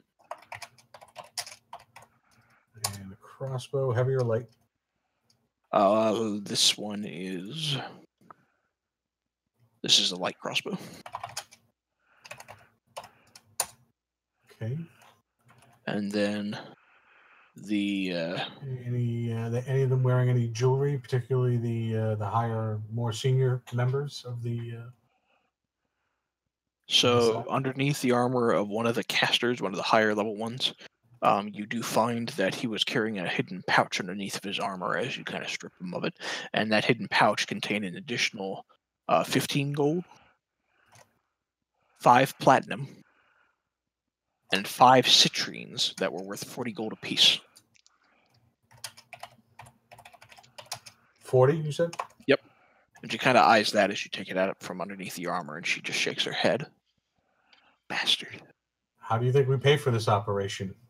I think she United was. Way? I think she was referring to maybe her own people. She was referring, do you think, probably to her own slain individual. Oh, well. Like he was skimming off the top. Can't trust anyone these days, can you? Apparently not. It's a shame. Are Of these course. She says, well, as you're looting the bodies of my men, my name is Yasha. I have taken over leadership of these individuals since the fall of Marlos Urnrail. I'll tell you anything you want to know so long as you let me with my life. Fair what enough. are you doing here? What is the objective of the leadership you're giving? For now, we were simply to reinforce the others as they delved into their own operations for the betterment of the pursuit of elemental power. The others as in the others in the Earth clan, or the others as in the other elements? The other elemental clans. Their profits and their weapons have still been retained, and they still have a choice, but Earth has fallen with the death of Urnrail. So they're the remnants of the Earth group. No, they are their own cults. We simply, those of us who remain, who haven't fled at the death of Marlos, simply serve a means to a greater end. Besides, that end would be. Besides, it was profitable. Ah, well, yes.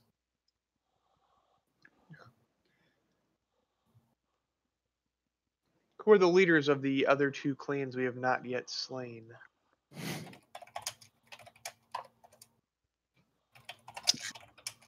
And what's the easiest way for us to get to them?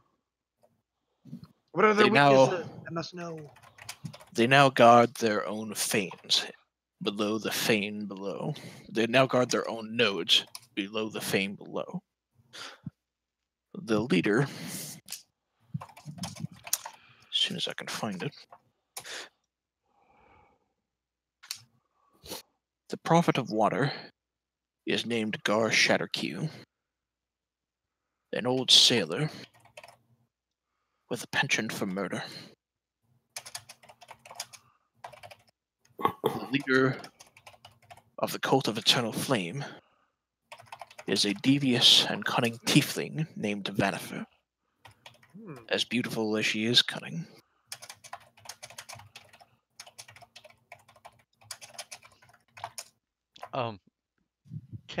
Kent chimes in and says, "How many more of your people are left in this area?" Many fled with the death of Marlos Urnrail. There were a few fanatics who guard some of the sacred stone monastery, or some of the sacred stone shrines within the rooms down here, but most have fled. But as of now, you're the only one left in and around that you command, or No. of your command. There are others too brave or too stupid to hold the halls. Okay. I was simply the most competent of the monks amongst the rest of them. So if we let you go, you're just going to go help the other 2 cults that we haven't stopped yet, right? To be honest, I was in this for the power and for the money, and that seems to have fallen out of favor.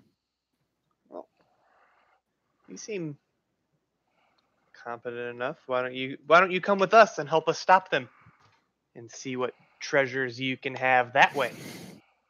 She says, a tempting offer, but I'm an enterprising woman.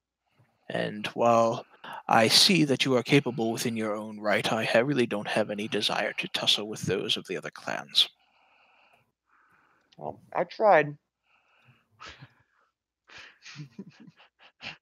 So I'll ask her, would you mind identifying these rods you and your compatriots were holding? She says, first off, as I leave, I would like mine back, if you wouldn't mind.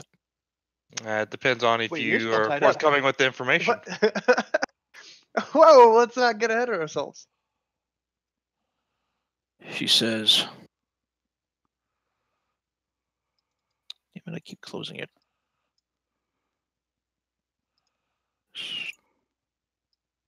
She says, within the hands of those empowered by the stone, they have the potential to empower stone's spells.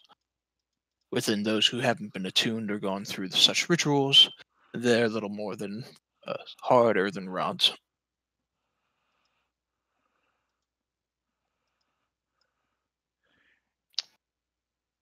Kent's okay with her having the what do you call it Can back. Can I do an insight to see if I truly believe that you have to be attuned to some earthen spirit to use that rod? Sure, go for it. You think she's telling the truth? Okay. Yeah, she's probably got very, very little reason to lie. Uh, All right, let's covering let her our go. bases. Let's let her go. Will says as he pulls one of the 3 rods out from his bag that he had put away. All right, And she's still tied up at this point. Yeah, no. Let's untie her, and I'll walk her to the doors here. Where we'll. No, why don't we have her walk us safe passage through this part of the temple into the next part where we need to go, so we don't get attacked by 80,000 people as we walk through? I mean, she has leadership of this temple, right? Well, portions of it. She took leadership of the Earth people, and I don't know if we killed all of them just now, but I don't want to find out. I'd rather less bloodshed be had, and then she can go after we get to where we need to go. Okay, that doesn't sound completely unreasonable. Sure. What say you? We'll yeah, exactly. We'll turn to her and say, "What say you? You know what? Walk us. You know, get us through to where we need to go, and then you'll be released." Make a persuasion check.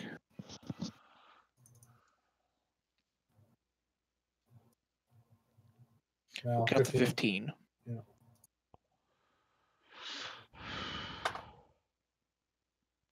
She says, she pauses for a moment, and then with an exasperated sigh, she says, very well, but if I'm to lead you through here, I'd ask that you do your best not to harm at least the guards. I'll sheathe my weapons. Assuming they give us a wide berth, I see no reason why we should. She says, some of the more fanatical ones may do their best to defend these shrines with their lives. I'd leave them to you. Very well. Fair enough. Upon reaching the guards that you trust, tell them to stand down, and any who stand down and drop their weapons may leave with their lives.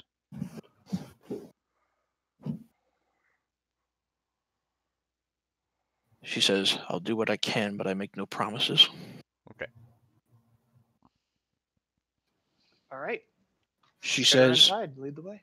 She says, there's a passphrase that may give you some guard against others.